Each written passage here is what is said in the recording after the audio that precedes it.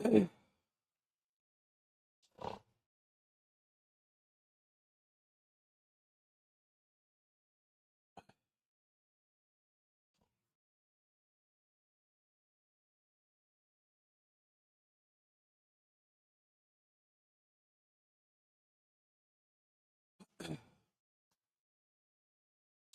जी।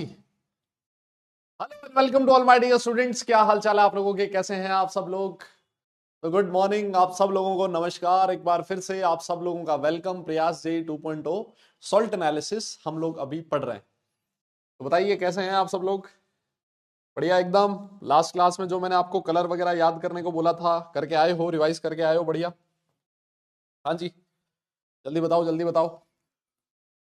Yes yes yes yes, आवाज आ रही मेरी एकदम बढ़िया ना?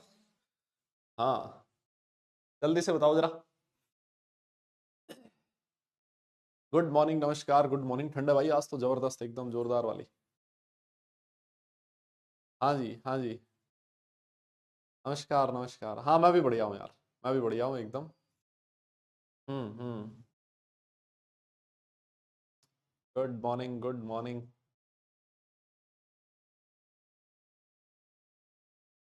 अभी तक सारे कलर याद कर लिए? क्या बात है यार, बहुत बढ़िया। देखो सोल्ट एनालिसिस जो है ना, आपको हर दिन पढ़ना पड़ेगा। देखो सीधी सी बात ही है, इसको एक दिन पढ़ने से, 2 दिन पढ़ने से, 4 दिन पढ़ने से ये नहीं होगा, है ना? आपको हर दिन रिवाइज करना पड़ेगा और डिफरेंट डिफरेंट कलर्स याद करने पड़ेंगे। ठीक है?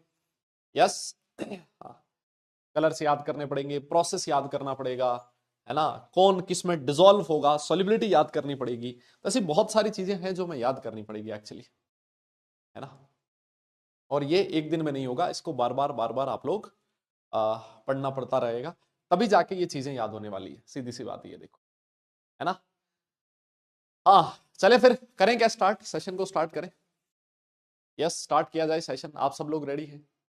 हाँ जी हाँ जी हाँ जी, सब रेडी है। चलिए फिर आज क्या पढ़ने वाले हैं सर हम? लेक्चर नंबर वैसे तो 3 है, लेकिन वैसे अगर देखूं तो इसका ऑफिशियली सेकंड लेक्चर ही है ये, है ना? क्या पढ़ने वाले हैं सर? देखो, ड्राई हीटिंग टेस्ट में कुछ 2-4 छोटी छोटी चीजें रह गई थी, है ना? बहुत आसान आसान चीजें, वो हम लोग एक बार के लिए देख लेंगे। फिर उसके बाद मैं आपको solubility of salts in water के बारे में बात करूंगा, है ना?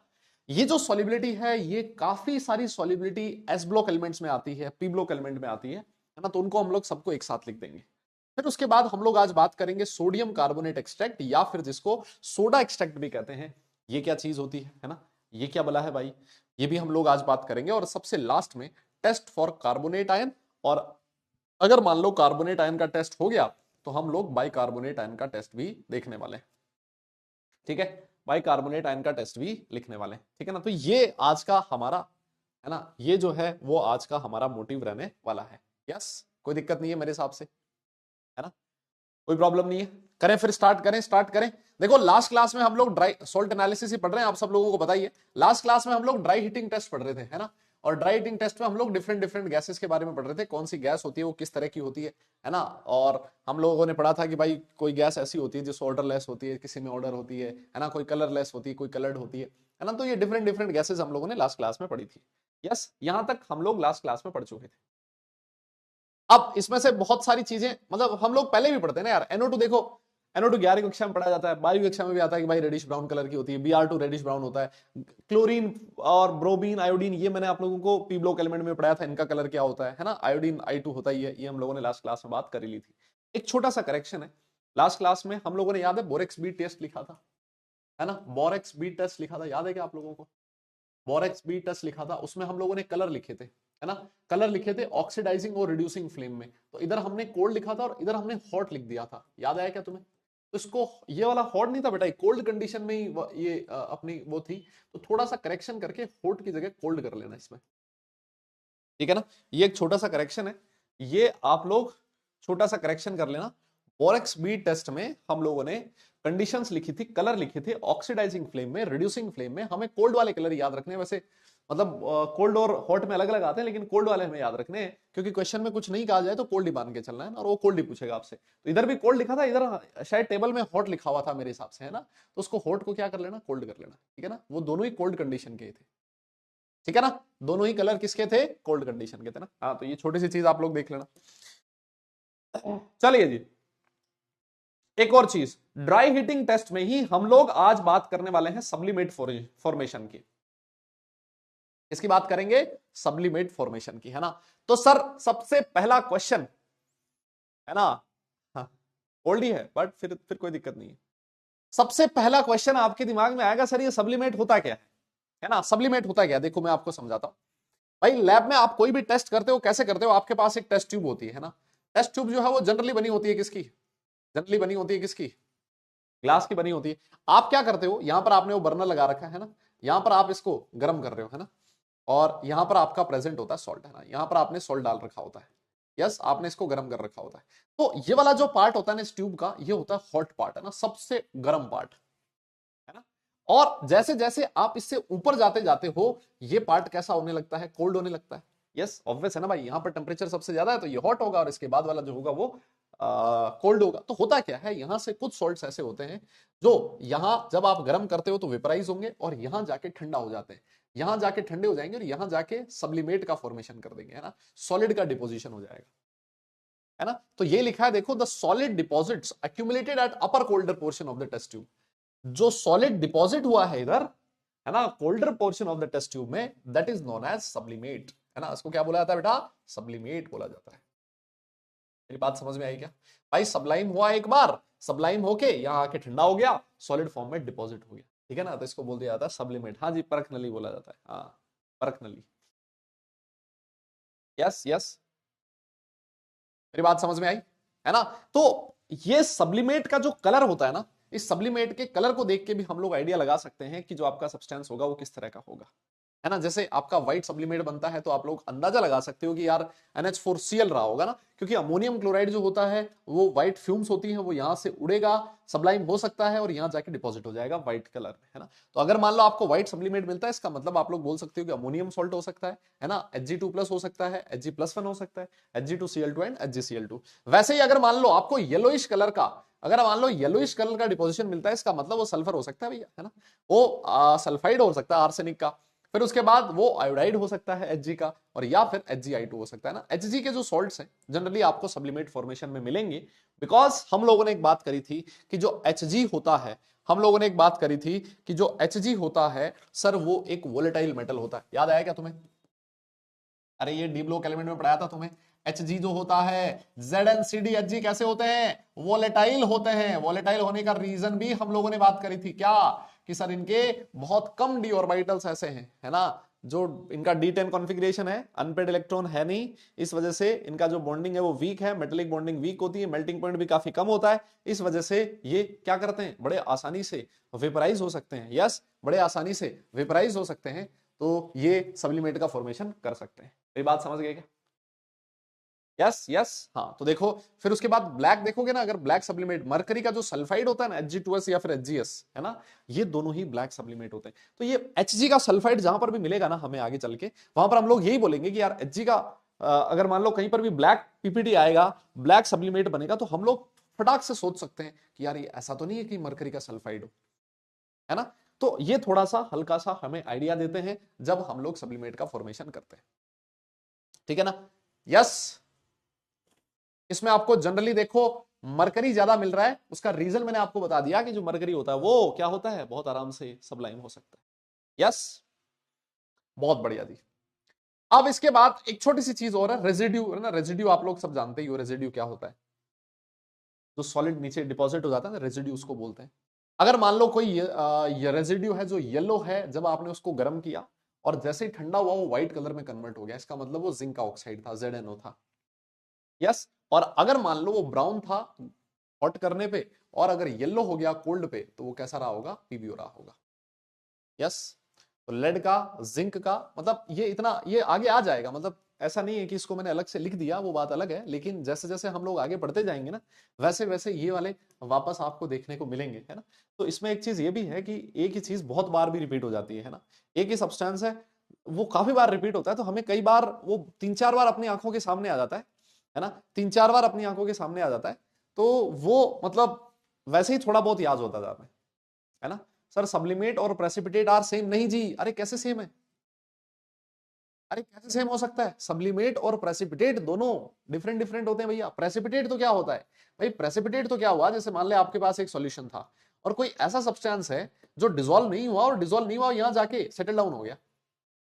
यस, यहां जाके सेटल डाउन हो गया, तो that is known as precipitate, है ना, उसको प्रेसिपिटेट बोला जाता है। सब्लिमेट क्या होता है? जैसे आपने हीट किया, यस, किसी को हीट किया, उसकी वेपर बनी, सबलाइम हुआ, और फिर वो ठंडा होने की वजह से सॉलिड फॉर्म में डिपॉजिट हो गया, that is known as sublimate. मेरी बात समझे? तो दोनों में डिफरेंस है। यस, दोनों में डिफरेंस है, प्रेसिपिटेट, सब्लिमेट। अच्छा, एक चीज आपने ये भी देखी होगी, व्हाइट टर्बिडिटी। अभी नाम सुना तुमने? ऑर्गेनिक में काफी आया होगा, व्हाइट टर्बिडिटी। यस, हाँ जी। तो बताओ, ये व्हाइट टर्बिडिटी और प्रेसिपिटेट एक ही होता है कि अलग अलग होता है? हाँ, अरे बोलना भाई। वाह, ये तूने पढ़ा है क्या? एक होता है व्हाइट पीपीटी, एक होता है व्हाइट टर्बिडिटी। क्या दोनों एक ही होता है या फिर दोनों सेम होता है? मतलब दोनों डिफरेंट होता है? क्या लगता है? हाँ, Lucas reagent, yes yes yes, Lucas reagent में देखा होगा आपने। हाँ, तो बताओ देखिए, सेम होता है कि अलग अलग होता है? हम्म, क्या लगता है? अलग अलग होता है। क्या डिफरेंस होता है दोनों में? डिफरेंस यही है, वापस से डिफरेंस यही है कि व्हाइट प्रेसिपिटेट लिखा है, इसका मतलब सर वो नीचे जाके सेटल डाउन हो जाएगा। प्रेसिपिटेट हमेशा, जो पैंदा होता है ना उसका, जो भी आपने जिसमें भी एक्सपेरिमेंट कर रहे हो, उसमें नीचे जाके प्रेसिपिटेट हो जाता है ना, झाग नहीं होते वे। हाँ, और जो टर्बिडिटी होती है ना, टर्बिडिटी सेटल डाउन नहीं होती, वो क्या करती है, आपका जो पूरा सॉल्यूशन होगा उसको मतलब दूधिया बना देगी, मतलब मिल्की सॉल्यूशन बना देगी, वो सेटल डाउन नहीं होता। मेरी बात समझ पा रहे हो आप? वो सेटल डाउन नहीं होता, वो रहता सॉल्यूशन में ही है ना, लेकिन वो उस पूरे सॉल्यूशन को क्या करता है, मिल्की बना देता है ना, तो उसको बोला जाता है व्हाइट टर्बिडिटी। और अगर कोई नीचे नीचे जाके सेटल डाउन हो गई है कोई चीज, उसको बोला जाता है प्रेसिपिटेट, है ना। ये तो थोड़ा थोड़ा थोड़ा डिफरेंस है, थोड़ा ध्यान रखना इसका, है ना। यस यस, हाँ हाँ हाँ, ठीक है, डन। तो दैट इज रेजिड्यू। ये रेजिड्यू से भी हम लोग थोड़ा बहुत अंदाजा लगा सकते हैं, ठीक है ना। तो ये इसी के साथ हमारे जो प्रिलिमिनरी टेस्ट थे वो हो गए हैं खत्म। यस, जो प्रिलिमिनरी टेस्ट थे वो हो गए हैं खत्म।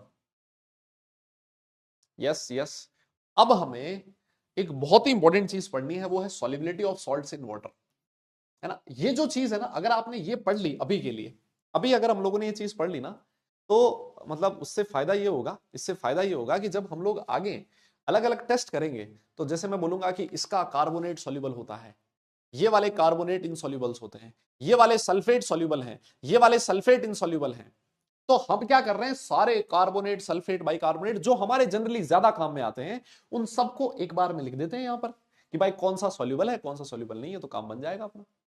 बोलो, सही कह रहा हूं क्या? यस यस यस, है ना। तो ये सारी चीजें हम लोग यहां पर लिखने वाले हैं। आइए लिखें फिर, लिखें फिर, लिखें। Yes yes yes. अच्छा, सबसे पहली चीज देखो, सबसे पहली चीज लिखा है इसने कार्बोनेट के बारे में। कार्बोनेट जो होते हैं वो सारे के सारे इनसॉल्युबल होते हैं। कहता है क्या होंगे, सारे के सारे कार्बोनेट्स इनसॉल्युबल होते हैं, लेकिन किसको छोड़ के, देख रहे हो आप, किसको छोड़ के? मैं ऐसे लिख दूं फर्स्ट ए, लिथियम को इंक्लूड नहीं किया क्योंकि वो स्पेरिंगली होता है, तो फर्स्ट ए लिख सकते हो आप चाहो तो। फर्स्ट ए और अमोनियम कार्बोनेट, इसको छोड़ के बाकी जितने भी कार्बोनेट्स होते हैं ऑल आर इनसॉल्युबल, है ना। और ये सॉल्युबिलिटी हम लोग किसमें देख रहे हैं, ऊपर लिखा है मुन्ना, बस थोड़ा सा लिखने का टाइम दिया करो, ठीक है जी, चलो ठीक है, दे देंगे, अब दे देंगे, है ना। तो हम लोग ये भी सॉल्युबिलिटी देखो, सॉल्युबिलिटी अलग अलग चीजों में देखी जा सकती है।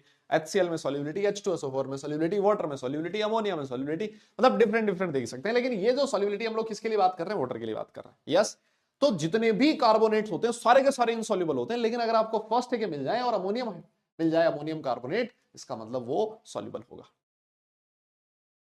ठीक है। हाँ, बहुत बढ़िया। देखो, फर्स्ट है में लिथियम होता है, लिथियम के लिए बात नहीं करते क्योंकि लिथियम का कार्बोनेट अनस्टेबल होता है काफी, है ना, वो बड़ा जल्दी ऑक्साइड और CO2 में डिसोसिएट हो जाता है, तो उसकी हम लोग जनरली बात नहीं करते, और वो इनसॉल्युबल भी, मतलब वो पार्शियली की हम लोग उसके लिए बात करते हैं, इस वजह से उसको इंक्लूड नहीं किया इसमें। फर्स्ट ए लिखा है, साथ में NH4+ लिखा है, तो इसको छोड़ के बाकी सारे कार्बोनेट्स आर इनसॉल्युबल, है ना। और वैसे अगर मैं बाइकार्बोनेट की बात करूं, दिस इज बाइकार्बोनेट, बताने की जरूरत तो नहीं है ना, इसको कार्बोनेट बोला जाता है और इसको बाइकार्बोनेट बोला जाता है। भाई सुबह सुबह कोई ये ना बोल दे सर ये क्या है ना, बाइकार्बोनेट कह सकते हो इसको, और क्या कह सकते हो इसको, हाइड्रोजन कार्बोनेट भी कहा जा सकता है ना, हाइड्रोजन कार्बोनेट भी कहा जा सकता है। Yes, bicarbonate and hydrogen carbonates. ठीक है, ठीक है सब। तो जी बाइकार्बोनेट जो होते हैं, कहता है सारे के सारे सॉल्युबल होते हैं सिर्फ सोडियम बाइकार्बोनेट को छोड़ के, है ना। थोड़ा सा इसके बारे में आगे भी और बताऊंगा आपको, कार्बोनेट जब हम लोग टेस्ट पढ़ेंगे कार्बोनेट का बाइकार्बोनेट का, तो थोड़ा सा सॉल्युबिलिटी के बारे में हम लोग और पढ़ेंगे, है ना। तो ये एक बार के लिए लिखवा रखा है। एक बहुत ही बढ़िया चीज लिखी है, ये एस ब्लॉक एलिमेंट्स में काम में आती है, और ये बहुत इंपॉर्टेंट चीज है ना। इस पे जनरली जेई में क्वेश्चन पूछा गया है, काफी बार क्वेश्चन पूछा गया है ना, तो इसको अच्छे से ध्यान रखें। हाँ, लिखता है कि जो बाइकार्बोनेट्स होते हैं ना, Na plus, K plus, rubidium plus, caesium plus और ammonium plus exist in solid phase, others can exist in aqueous phase या फिर एक्वस फॉर्म। ये बहुत ही इंपॉर्टेंट चीज है। ये जो कार्बोनेट्स होते हैं, these bicarbonates are present in solid phase, है ना। ये किस में प्रेजेंट होते हैं, सॉलिड में प्रेजेंट होते हैं, सॉलिड फेज में एग्जिस्ट करते हैं। लेकिन जो बाइकार्बोनेट्स होते हैं वो एक्वस फॉर्म में भी एग्जिस्ट कर सकते हैं। इसका मतलब ये वाले जो बाइकार्बोनेट्स हैं ये एक्वस सॉल्यूशन में एग्जिस्ट नहीं करते, है ना। इसमें लिथियम को क्यों नहीं इंक्लूड कर रखा, याद है, देख रहे हो आप लोग दादा, इसमें लिथियम को इंक्लूड नहीं कर रखा, याद है क्यों, क्योंकि भैया लिथियम जो होता है ना, लिथियम ये तो बेवफा है, लिथियम है ना, लिथियम सोडियम पोटेशियम रुबिडियम और सीजियम। यस, बेवफा क्यों बोला इसको, क्योंकि ये जो होता है ना लिथियम, ये कुछ प्रॉपर्टीज ऐसी होती हैं, है ना, जो अपने ग्रुप के बाकी एलिमेंट से डिफरेंट शो करता है ना। और ये किसके सिमिलर शो करता है, इसके डायगोनली लाइन एलिमेंट होता है कौन, मैग्नीशियम। यस, तो जो मैग्नीशियम 2+ होता है ना, उसके सिमिलर ये प्रॉपर्टी शो करता है काफी सारी अपनी। इसी वजह से यहां पर लिथियम को इंक्लूड नहीं किया गया है। लिथियम का जो बाइकार्बोनेट होगा वो वैसा ही होगा जैसे मैग्नीशियम का होगा, ठीक है ना। हाँ, तो इसी वजह से लिथियम इंक्लूड नहीं है। बाकी ग्रुप 1 के जो सारे बाइकार्बोनेट्स हैं they exist in solid phase, है ना। बाकी वाले जो होंगे वो किस में एग्जिस्ट करेंगे, एक्वस फेज में। ठीक है, समझ में आई मेरी बात। यस यस यस, बहुत बढ़िया। हाँ, अनोमलस बिहेवियर होता था, बिल्कुल सही कह रहे हो आप लोग, लिथियम का अनोमलस बिहेवियर होता था। ये जब मैं आपको वो एक सेशन लूंगा एस ब्लॉक एलिमेंट का, यस एस ब्लॉक एलिमेंट का एक सेशन लूंगा, उसमें सारा सब कुछ करवा दूंगा, है ना। और जब हम लोग ये सॉल्ट एनालिसिस पढ़ लेंगे ना, तो सॉल्ट एनालिसिस में बहुत सारी रिएक्शंस ऐसी हैं जो एस ब्लॉक की यहीं पर खत्म हो जाएगी, है ना। आगे चलते हैं। फिर उसके बाद हम लोग बात करेंगे सल्फाइड्स की। SO3 2- इसको सल्फाइड्स बोला जाता है ना, SO4 2- को सल्फेट बोला जाता है। SO4 2- is sulphate, SO3 2- is sulphide. Yes, तो लिखता है कि सल्फाइड में सारे के सारे इनसॉल्युबल होते हैं, ऑल इनसॉल्युबल एक्सेप्ट ऑफ ये वाले। वापस से देखो वही सारा सब कुछ, फर्स्ट ए लिख दो और NH4+ लिख दो, है ना, फर्स्ट ए एंड NH4+। तो ऐसे आप याद रख सकते हो भाई, जैसे सल्फाइड्स थे और ये वाले जो थे कार्बोनेट थे, सेम है ना दोनों में, कार्बोनेट सारे इनसॉल्युबल एक्सेप्ट ये, सल्फाइड भी सारे इनसॉल्युबल एक्सेप्ट ये। तो ऐसे आप मतलब एक सीक्वेंस बना के याद रख सकते हो कि इसका मतलब सल्फाइड और जो कार्बोनेट्स हैं वो उनकी सॉल्युबिलिटी एक जैसी होगी। तो मतलब थोड़ा सा आपके लिए याद रखना आसान हो जाएगा, है ना, है ना, है ना। और एक होता है बाइसल्फाइड्स, है ना, बाइसल्फाइड को कोई नहीं फर्क पड़ता भैया, बाइसल्फाइड कोई सा भी आए, सारे के सारे बाइसल्फाइड्स आर सॉल्युबल, है ना। जैसे कार्बोनेट होता था ना, CO3 2- कार्बोनेट होता था, और HCO3- बाइकार्बोनेट होता था, वैसे ही SO3 2- सल्फाइड है और HSO3- बाइसल्फाइड्स है। तो बाइसल्फाइड्स वगैरह के बारे में बहुत ज्यादा बात नहीं करेंगे हम लोग, बट स्टिल ध्यान रखना है ऑल आर सॉल्युबल, है ना। और जो सल्फेट्स होते हैं, सल्फाइड्स होते हैं, वो सॉल्युबल होते हैं सारे के सारे, इनसॉल्युबल होते हैं सॉरी, इनको छोड़ के, फर्स्ट ए और अमोनियम प्लस को छोड़ के। यस, डन, समझ में आ गई बात, नोट कर लिया हो तो डन लिखना, आगे चलते हैं, है ना, नोट कर लिया हो तो डन लिखना, आगे चलेंगे। यस यस, बेटा जे मेंस में इससे क्वेश्चन तो पूछा जाता है, देखो सीधी सी बात ये है ना, इससे क्वेश्चन तो पूछा जाता है, मैं आपको पहले ही बोल देता हूं।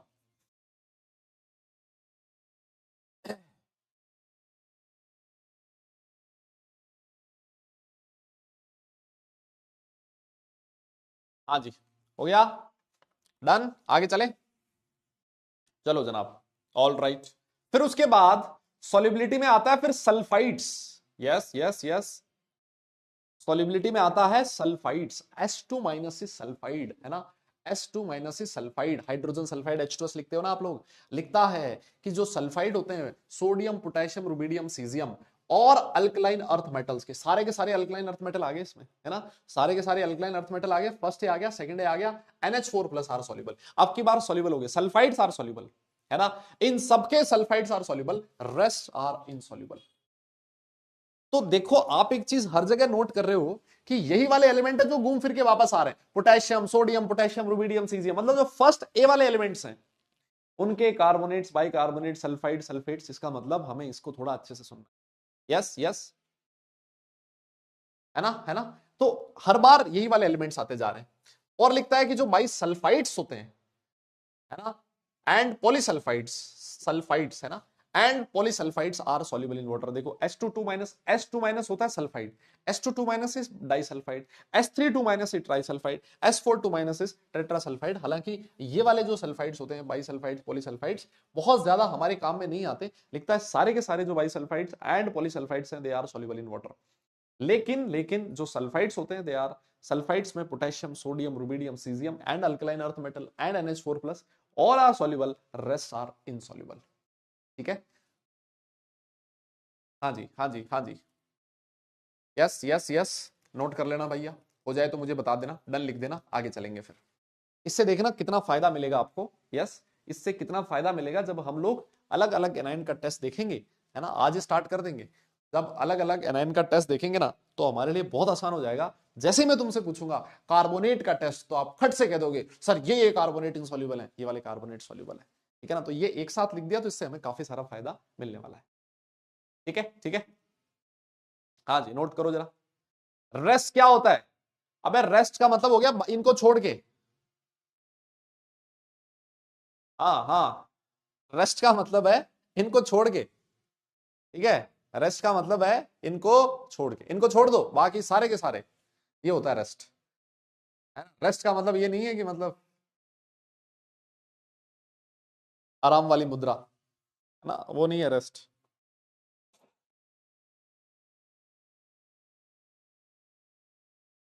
डन, चले आगे, चलिए जी। अब इसके बाद देखो बात होगी किसकी, किसकी बात होगी, नाइट्राइट नाइट्रेट एंड एसिटेट। देखो ये है nitrite, this is your nitrate and this is your acetate. हाँ, रेस्ट, रेस्ट इन स्टडी लिखता है कि ऑल सॉल्युबल होते हैं, ऑल सॉल्युबल, इनमें से सारे के सारे नाइट्रेट नाइट्राइट एसिटेट सारे के सारे सॉल्युबल है, किसको छोड़ के, एक आता है नाइट्रेट, नाइट्राइट आता है AgNO2, है ना, एक आता है AgNO2, तो सारे के सारे जो नाइट्रेट होते हैं ना, नाइट्राइट होते हैं ना, वो सॉल्युबल होते हैं इसको छोड़ के। फिर उसके बाद अगर मैं एसिटेट की बात करूं तो एसिटेट जो आएगा ना, एक तो Ag प्लस का एसिटेट, एक Cu प्लस का एसिटेट और एक आएगा Hg प्लस का एसिटेट। दीज एसिटेट्स आर इनसॉल्युबल, है ना, Ag plus Hg plus and Cu plus. देख लो भले, नाइट्राइट में सिर्फ AgNO2 और जो आपका एसिटेट है उसमें देखो Ag का एसिटेट, कॉपर का एसिटेट और साथ में मरकरी का एसिटेट, है ना, मरकरी का एसिटेट +2 है। BiONO3 बिस्मथ का जो होता है ऑक्सीनाइट्रेट, हालांकि इसका बहुत ज्यादा काम नहीं आता, है ना, ये बहुत ज्यादा काम नहीं आएगा। मैं तो चाहता हूं आप ये वाले बस याद रखें, है ना, मैं चाहता हूं आप ये वाले याद रखें, ये जो बिस्मथ का ऑक्सीनाइट्रेट है ये ज्यादा काम नहीं आता, बट स्टिल चलो ठीक है, लिखा है इसमें वो अच्छी बात है, इसका ध्यान रखना है थोड़ा सा, है ना। ये जो है ना कॉपर Ag और Hg इनके जो एसिटेट्स होते हैं, अच्छा इसका मतलब ये हुआ क्या सर, इसका मतलब ये हो गया सारे के सारे जो नाइट्रेट्स होते हैं दे आर सॉल्युबल, हैं जी, क्या इसका मतलब ये हो गया कि ऑल नाइट्रेट्स आर सॉल्युबल?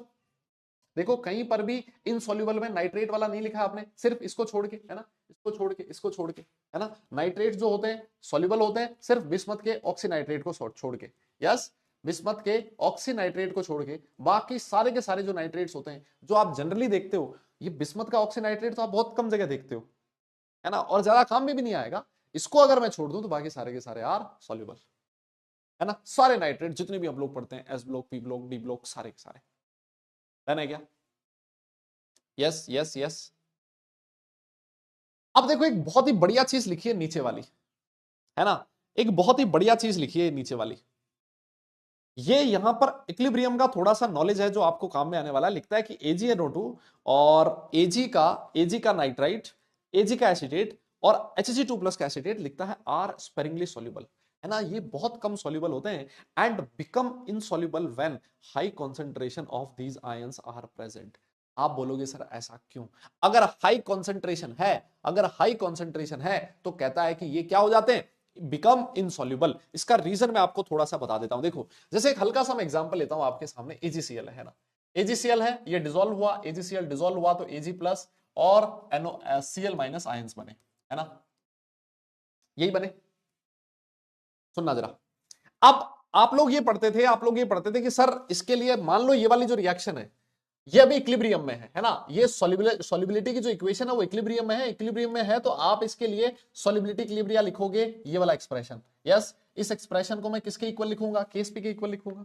लेकिन अगर मान लो ये वाली जो इक्वेशन है सर ये अभी इक्विलिब्रियम में नहीं है, ये इक्विलिब्रियम में नहीं है, तो इस एक्सप्रेशन को क्या मैं केएसपी के इक्वल लिख सकता हूं? क्या मैं इस एक्सप्रेशन को केएसपी के इक्वल लिख सकता हूं अगर ये रिएक्शन इक्विलिब्रियम में नहीं है? तो आप बोलोगे सर कैसे लिख सकते हो, पागल वागल हो गए हो क्या? ये तो केएसपी तो तभी डिफाइन होता है जब इक्विलिब्रियम आएगा, है ना, नाम ही इसका तो सॉल्युबिलिटी प्रोडक्ट है। तो सर यहां इक्विलिब्रियम नहीं है, उस केस में ये वाला जो एक्सप्रेशन है इसको किसके इक्वल लिखोगे? ये वाला जो एक्सप्रेशन है इसको किसके इक्वल लिखोगे? अबे कॉमन एंड इफेक्ट नहीं लग रहा, सुनो मेरी बात, हाँ अभी अभी समझ में आएगा, कॉमन एंड इफेक्ट नहीं है। ये जो एक्सप्रेशन है अगर रिएक्शन इक्विलिब्रियम में नहीं है तो इस एक्सप्रेशन को किसके इक्वल लिखोगे? यस यस, किसके इक्वल लिखोगे? इस एक्सप्रेशन को किसके इक्वल लिखोगे? कोई कोई बता सकता है मुझे?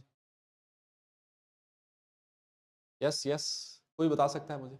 नहीं, अबे क्यू नहीं होता यहाँ, ये भाई हाँ आईपी लिखो, क्यू, या तो आप बोलो क्यू आईपी, है ना, ये होता है आयोनिक प्रोडक्ट। इसको क्या बोला जाता है? Ionic product. Yes, reaction quotient बेटा वहां पर लिखते थे हम लोग, है ना, Q Q C Q P वहां डिफाइन होता था, Q C Q P define होता था जब हम लोग केमिकल इक्विलिब्रिया पढ़ते थे, है ना। जब आयनिक इक्विलिब्रिया होता है तो या तो आप बोलो क्यू आई पी, है ना, Q I P ionic product, या फिर सिर्फ बोलो आईपी आयोनिक प्रोडक्ट, है ना। हाँ, ये किसके इक्वल होगा? आयोनिक प्रोडक्ट के इक्वल होगा। का मतलब आप लोगों ने मेरा जो आयनिक इक्विलिब्रियम का वाला अभी जो मैंने करवाया था रिवीजन वो नहीं देखा आप लोगों ने? इसका मतलब यही है, यही चीज मुझे समझ में आ रही है ना, है ना, है ना। हाँ, इसका मतलब यही हुआ, तुम लोगों ने आयनिक इक्विलिब्रियम का वन शॉट नहीं देखा। इसका मतलब मुझे यही समझ में आ रहा है क्योंकि ये सारा सब कुछ मैं पढ़ा चुका हूं। ठीक है सर, तो इसका मतलब ये है कि ये जो एक्सप्रेशन होगा इसको आईपी के इक्वल बोलूंगा। अब देखो तीन कंडीशन होती थी। पहली कंडीशन थी कि केएसपी का वैल्यू आईपी से ज्यादा हो, एक होता था अगर आपका केएसपी और आईपी दोनों बराबर हो जाए, और एक होता था सर केएसपी का वैल्यू आईपी से छोटा हो जाए। तीन कंडीशन थी।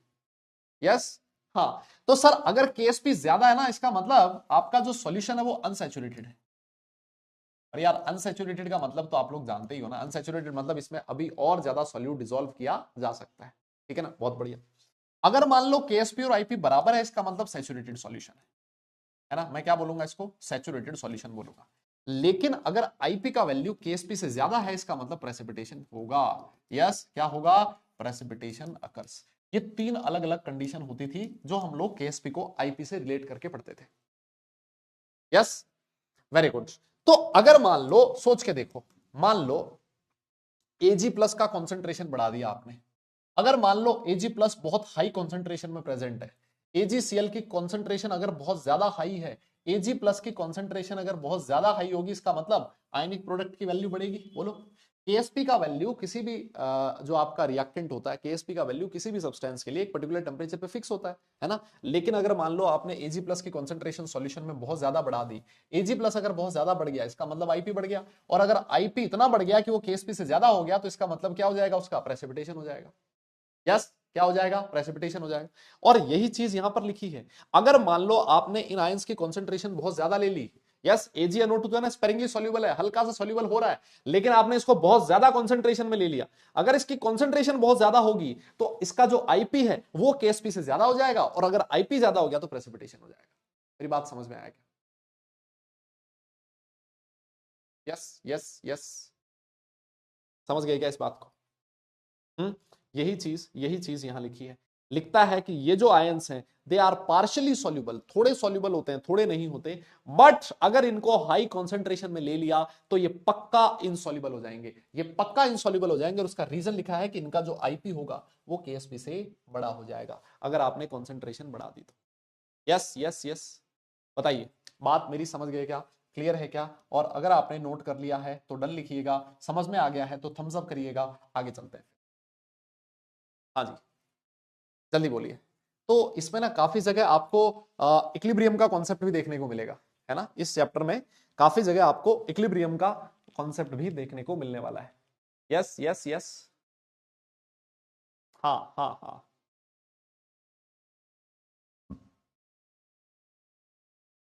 बताइए। डन हो गया, हो गया, वेरी गुड, बहुत बढ़िया बहुत बढ़िया बहुत बढ़िया। आगे चलते हैं फिर। तो सॉलिबिलिटी में इसके बाद हम लोग बात करने वाले हैं क्लोराइड, ब्रोमाइड और आयोडाइड्स की, है ना? किसकी बात होगी? Chloride, bromides and iodides. Chlorides, bromides and iodides लिखा है कि क्लोराइड में सारे के सारे सॉल्युबल होते हैं, किसको छोड़ के? Ag plus, Hg2 plus, Pb2 plus, Cu plus. सबसे अच्छी बात यह है कि ये तीनों में आएंगे। Br माइनस में भी सारे के सारे सॉल्युबल होते हैं, किस किस को छोड़ के? Ag plus, Hg2 plus, Cu plus, Pb2 plus. Yes. फिर उसके बाद I माइनस में भी सारे के सारे सॉल्युबल होते हैं, Ag plus, Hg2 plus, Cu plus, Pb2 plus, सारे। ये देखो, ये तो सब में आए इतने, यहां तक तो एक अलग से और ध्यान में रखना है, Bi3 प्लस, है ना? यस यस यस, अरे बोलो। सारे के सारे सॉल्युबल हैं, आप ऐसे याद रखो, क्लोराइड, ब्रोमाइड, आयोडाइड सारे के सारे सॉल्युबल होते हैं, किस किस को छोड़ के? Ag plus, Hg2 plus, Pb2 plus और Cu प्लस। और ये ध्यान रख लेना, आयोडाइड में अलग से होता है Bi3 प्लस। यस यस, मेरी बात समझ गए क्या? क्लियर? और एक बढ़िया चीज इसने और लिखी है कि जो पीबी के सॉल्ट्स होते हैं, क्लोराइड, ब्रोमाइड, आयोडाइड, ये सॉल्युबल हो जाते हैं किसमें? बॉइलिंग वाटर में, है ना? अगर आपने गर्म पानी किया ना तो सॉल्युबल हो जाता है।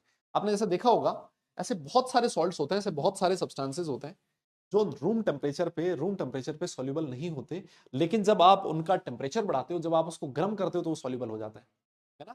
अगर आपको याद है तो आप लोगों ने सॉल्यूशन चैप्टर में पढ़ा होगा, सॉल्युबिलिटी 2 3 4 बहुत सारे फैक्टर पे डिपेंड करती थी। Nature of solute, nature of solvent, साथ साथ अपना effect of temperature, effect of pressure, है ना?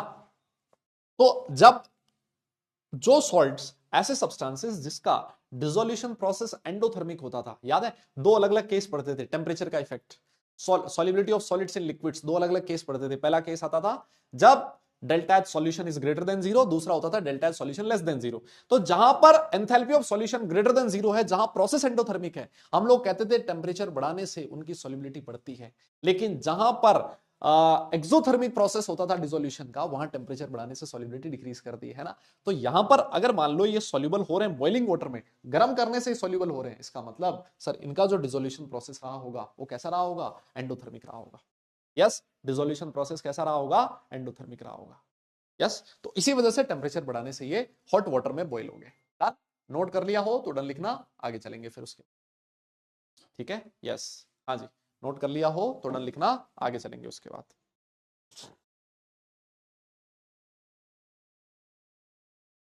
बताइए, नोट हो जाए तो डन लिखना, आगे चलते हैं फिर।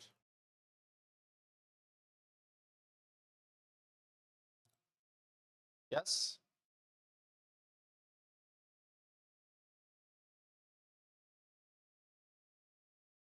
हाँ जी,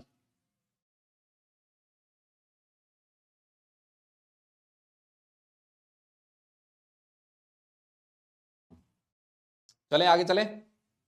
यस, बहुत बढ़िया, वेरी गुड। चलिए जी, अब बात करते हैं सल्फेट्स की। किसकी बात होगी? सल्फेट्स की बात होगी। बहुत ही बढ़िया चीज लिखी है इसने कि जो सल्फेट्स होते हैं सारे के सारे सॉल्युबल होते हैं। यस, सारे के सारे सॉल्युबल होते हैं, लेकिन वापस किसको छोड़ के? देखो वापस इनमें से काफी सारे आएंगे। इधर जो थे Pb2 प्लस था, इधर भी था, एक अलग से आया Ba2 प्लस, कैल्शियम बैरियम स्ट्रोंसियम, देख रहे हो आप लोग, कैल्शियम बैरियम स्ट्रोंसियम। Hg2 प्लस उधर भी था, Ag प्लस उधर भी था। तो इन सब को छोड़ के जितने भी केटाइंस होंगे, उन सब के जो सल्फेट्स होंगे दे आर सॉल्युबल। इसने एक और चीज बढ़िया लिखी है कि जो Cd2 प्लस होता है, Ca2 प्लस होता है, Hg2 प्लस होता है, Ag प्लस होता है और पार्शियली सॉल्युबल, है ना? पार्शियली सॉल्युबल है, फिर भी मतलब इनसॉल्युबल नहीं कहूंगा मैं। और लिखता है कि जो बेसिक सल्फेट्स होते हैं, basic sulphates of Hg and copper are insoluble. ये वाला आपको बेसिक सल्फेट दो तीन जगह बनेगा ये बेसिक सल्फेट ना, जब हम लोग आगे टेस्ट करेंगे ना, तो ये दो तीन जगह बनेगा और वहां पर अब मैं बताऊंगा कि भाई ये बेसिक सल्फेट बना है। और आपने पढ़ा था कि ये इनसॉल्युबल होते हैं। बेसिक सल्फेट का मतलब क्या होता है? देखो आपके सामने लिखा है कॉपर हाइड्रोक्साइड डॉट CuSO4, है ना? Cu copper hydroxide dot CuSO4। तो जो बेसिक नेचर आया है वो किसकी वजह से आया है? इसकी वजह से। So this is basic copper sulphate, yes this is basic copper sulphate. ये है मरकरी का सल्फेट, और साथ में क्या प्रेजेंट है, HgO प्रेजेंट है। तो this is basic Hg sulphate, है ना, बेसिक मरकरी सल्फेट। तो मरकरी और कॉपर के जो बेसिक सल्फेट्स होते हैं, these are basic sulphates of Hg and mercury are insoluble, है ना। ये जहां पर भी आ जाए ना, जहां पर भी आ जाए, आप फटाफट से लिख देना कि सारे के सारे इनसॉल्युबल हो। Basic sulphates of Hg and mercury are insoluble. याद रखें, basic sulphates of mercury and Hg are insoluble and Cu are insoluble, ठीक है सर। ऐसे तो मैं मेरा नाम ही भूल जाऊंगा। है भाई, बिल्कुल है, मतलब क्या करें हम, लेकिन हाँ, इलाज नहीं है, इलाज नहीं है। देखो मैं क्या करूंगा ना, मैं सॉल्ट्स वगैरह लिखवा तो सारे एक साथ दूंगा, लेकिन उसमें से आप एक काम करना, जो जेई मेंस वाले हैं वो पहले पढ़ लेना मेंस के लिए, और जब एडवांस आए तो फिर बाकी चीज अलग से एडवांस के लिए कर लेना, है ना। हम लोग अभी सारा एक साथ करेंगे, लेकिन मैं आपको बता दूंगा कि इसमें से कौन कौन सा मेंस है, कौन सा एडवांस में है, ठीक है ना। तो आप लोग ऐसे थोड़ा सा बाइफर्केशन करके पढ़ सकते हो, है ना, कर सकते हो। आगे बढ़ते हैं, आगे बढ़ते हैं, आगे बढ़ते हैं, है ना। फिर आता है फॉस्फेट, PO4 3 माइनस को क्या कहते हैं, दिस इज फॉस्फेट, है ना, दिस इज फॉस्फेट। लिखता है सारे के सारे इनसॉल्युबल होते हैं, किसको छोड़ के, फर्स्ट ए को छोड़ के और अमोनियम को छोड़ के, है ना। Na plus K plus Rb plus CS plus NH4 plus all are insoluble. एक इसने लिखा primary phosphates, primary phosphates, primary phosphates होते हैं H2PO4 माइनस।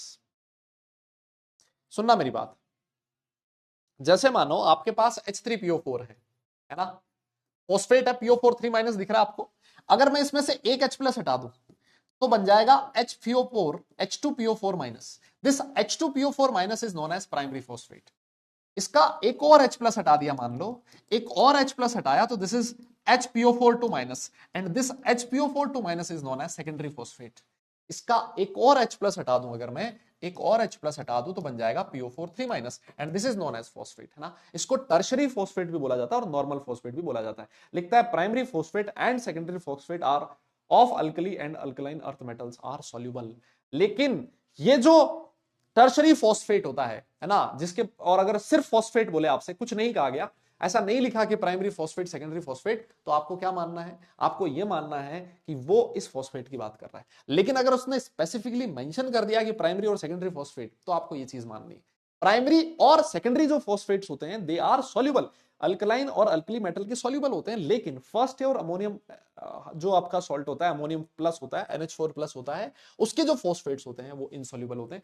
फॉस्फेट बोलो या फिर टर्शरी फॉस्फेट बोलो, बात एक ही है, ठीक है ना। तो ये थोड़ी सी अलग सी चीज है, इसको आप ध्यान में रखोगे, प्राइमरी सेकेंडरी फॉस्फेट की क्या कहानी है, ठीक है, डन। हाँ, तो ये लगभग CO3 माइनस वाला जैसा ही है ना। देखो कार्बोनेट आयन जो था उसमें भी ऐसा ही था, कार्बोनेट आयन में भी तो ऐसा ही था। अरे भैया ये देख, ये carbonate ion all are insoluble, और आर इनसॉल्युबल एक्सेप्ट इसको छोड़ के, यस। तो कार्बोनेट आयन जैसा ही तो है ये भी, कार्बोनेट आयन जैसा ही तो है ये भी, नहीं है क्या, कार्बोनेट आयन जैसा भी तो, all are insoluble except first and NH4 plus, दोनों सेम है ना। तो ऐसे आप जो सिमिलर आ रहे हैं ना उनको एक बार, है ना, उनको एक बार देख लेना। आओ जी आगे चलते हैं, आओ जी आगे चलते हैं, ऑक्साइड्स की बात कर लेते हैं, है ना, ऑक्साइड्स की बात कर लेते हैं। हाँ, ऑक्साइड्स की बात कर लेते हैं। लिखता है कि ऑल इनसॉल्युबल, है ना, ऑल इनसॉल्युबल किसको छोड़ के, सोडियम पोटेशियम रुबिडियम सीजियम, वापस से फर्स्ट ए आ गया, और बैरियम और स्ट्रोंसियम। भाई देखो ये तो आ गया फर्स्ट ए वाले, और फर्स्ट ए के साथ साथ और कौन, बैरियम और स्ट्रोंसियम। कैल्शियम का जो ऑक्साइड होता है ना, क्विक लाइम, वो पार्शियली सॉल्युबल होता है वाटर में। Calcium oxide is partially soluble, और मैग्नीशियम और बैरियम के जो ऑक्साइड्स होते हैं दे आर इनसॉल्युबल, है ना, दे आर इनसॉल्युबल। जो फर्स्ट ए है उसके तो इनसॉल्युबल, उसके तो सॉल्युबल है, यस, ऑल आर इनसॉल्युबल, इसको छोड़ के। तो ये तो सॉल्युबल है, लेकिन लेकिन अगर मैं सेकंड ए की बात करूं, देखो सेकंड ए में कौन आता है, बेरिलियम, मैग्नीशियम, कैल्शियम, स्ट्रोंसियम और बैरियम। ऊपर वाले दोनों इनसॉल्युबल, फिर उसके बाद कैल्शियम सॉल्युबल, और ये दोनों सॉल्युबल। ये तो बहुत जबरदस्त सॉल्युबल होते हैं, ये पार्शियली सॉल्युबल होता है, ये वाले अनसॉल्युबल होते हैं। इसका मतलब ये हो गया कि सॉल्युबिलिटी जो है वो डाउन द ग्रुप जाने पर इंक्रीज कर रही है, यस, डाउन द ग्रुप जाने पर सॉल्युबिलिटी इंक्रीज कर रही है। मेरी बात समझ में आ रही है, डाउन द ग्रुप जाने पर सॉल्युबिलिटी इंक्रीज कर रही है। और अगर आपने देखा होगा ना, हाँ अगर आपने देखा होगा ना कैल्शियम ऑक्साइड, ये इसको कभी पानी में डाला आप लोगों ने? हाँ जी, कैल्शियम ऑक्साइड को कभी पानी में डाल के देखा है? चूना पानी में डालते हो, व्हाइट वॉशिंग के काम में आता है ना? गांव में आज भी लोग व्हाइट वॉश करते हैं इससे। तो इसको जब पानी में डाला जाता है ना, यस, जब इसको पानी में डाला जाता है, जब इसको पानी में डाला जाता है, तो Na तो अरे बेटा Na2O2 बनाता है, लेकिन थोड़ा बहुत ऑक्साइड भी बनता है। ऐसा नहीं है कि Na2 बिल्कुल भी नहीं बनता।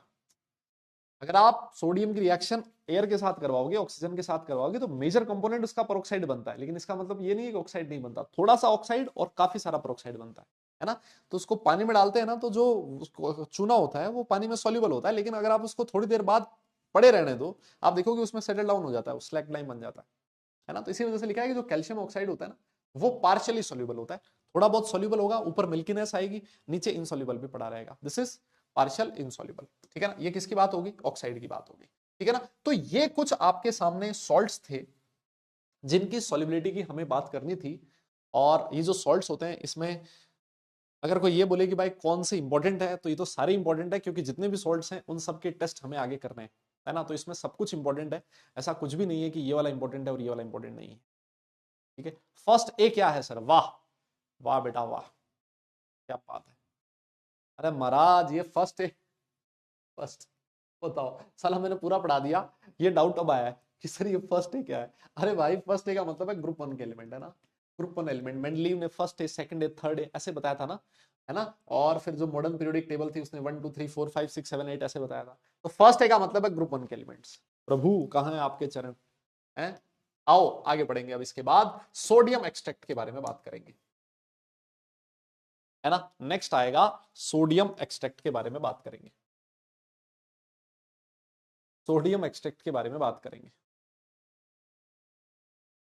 हाँ, सोडियम एक्सट्रैक्ट ये क्या होता है? यस, एक मिनट रुकना जरा बेटा, इसको नोट करो आप लोग।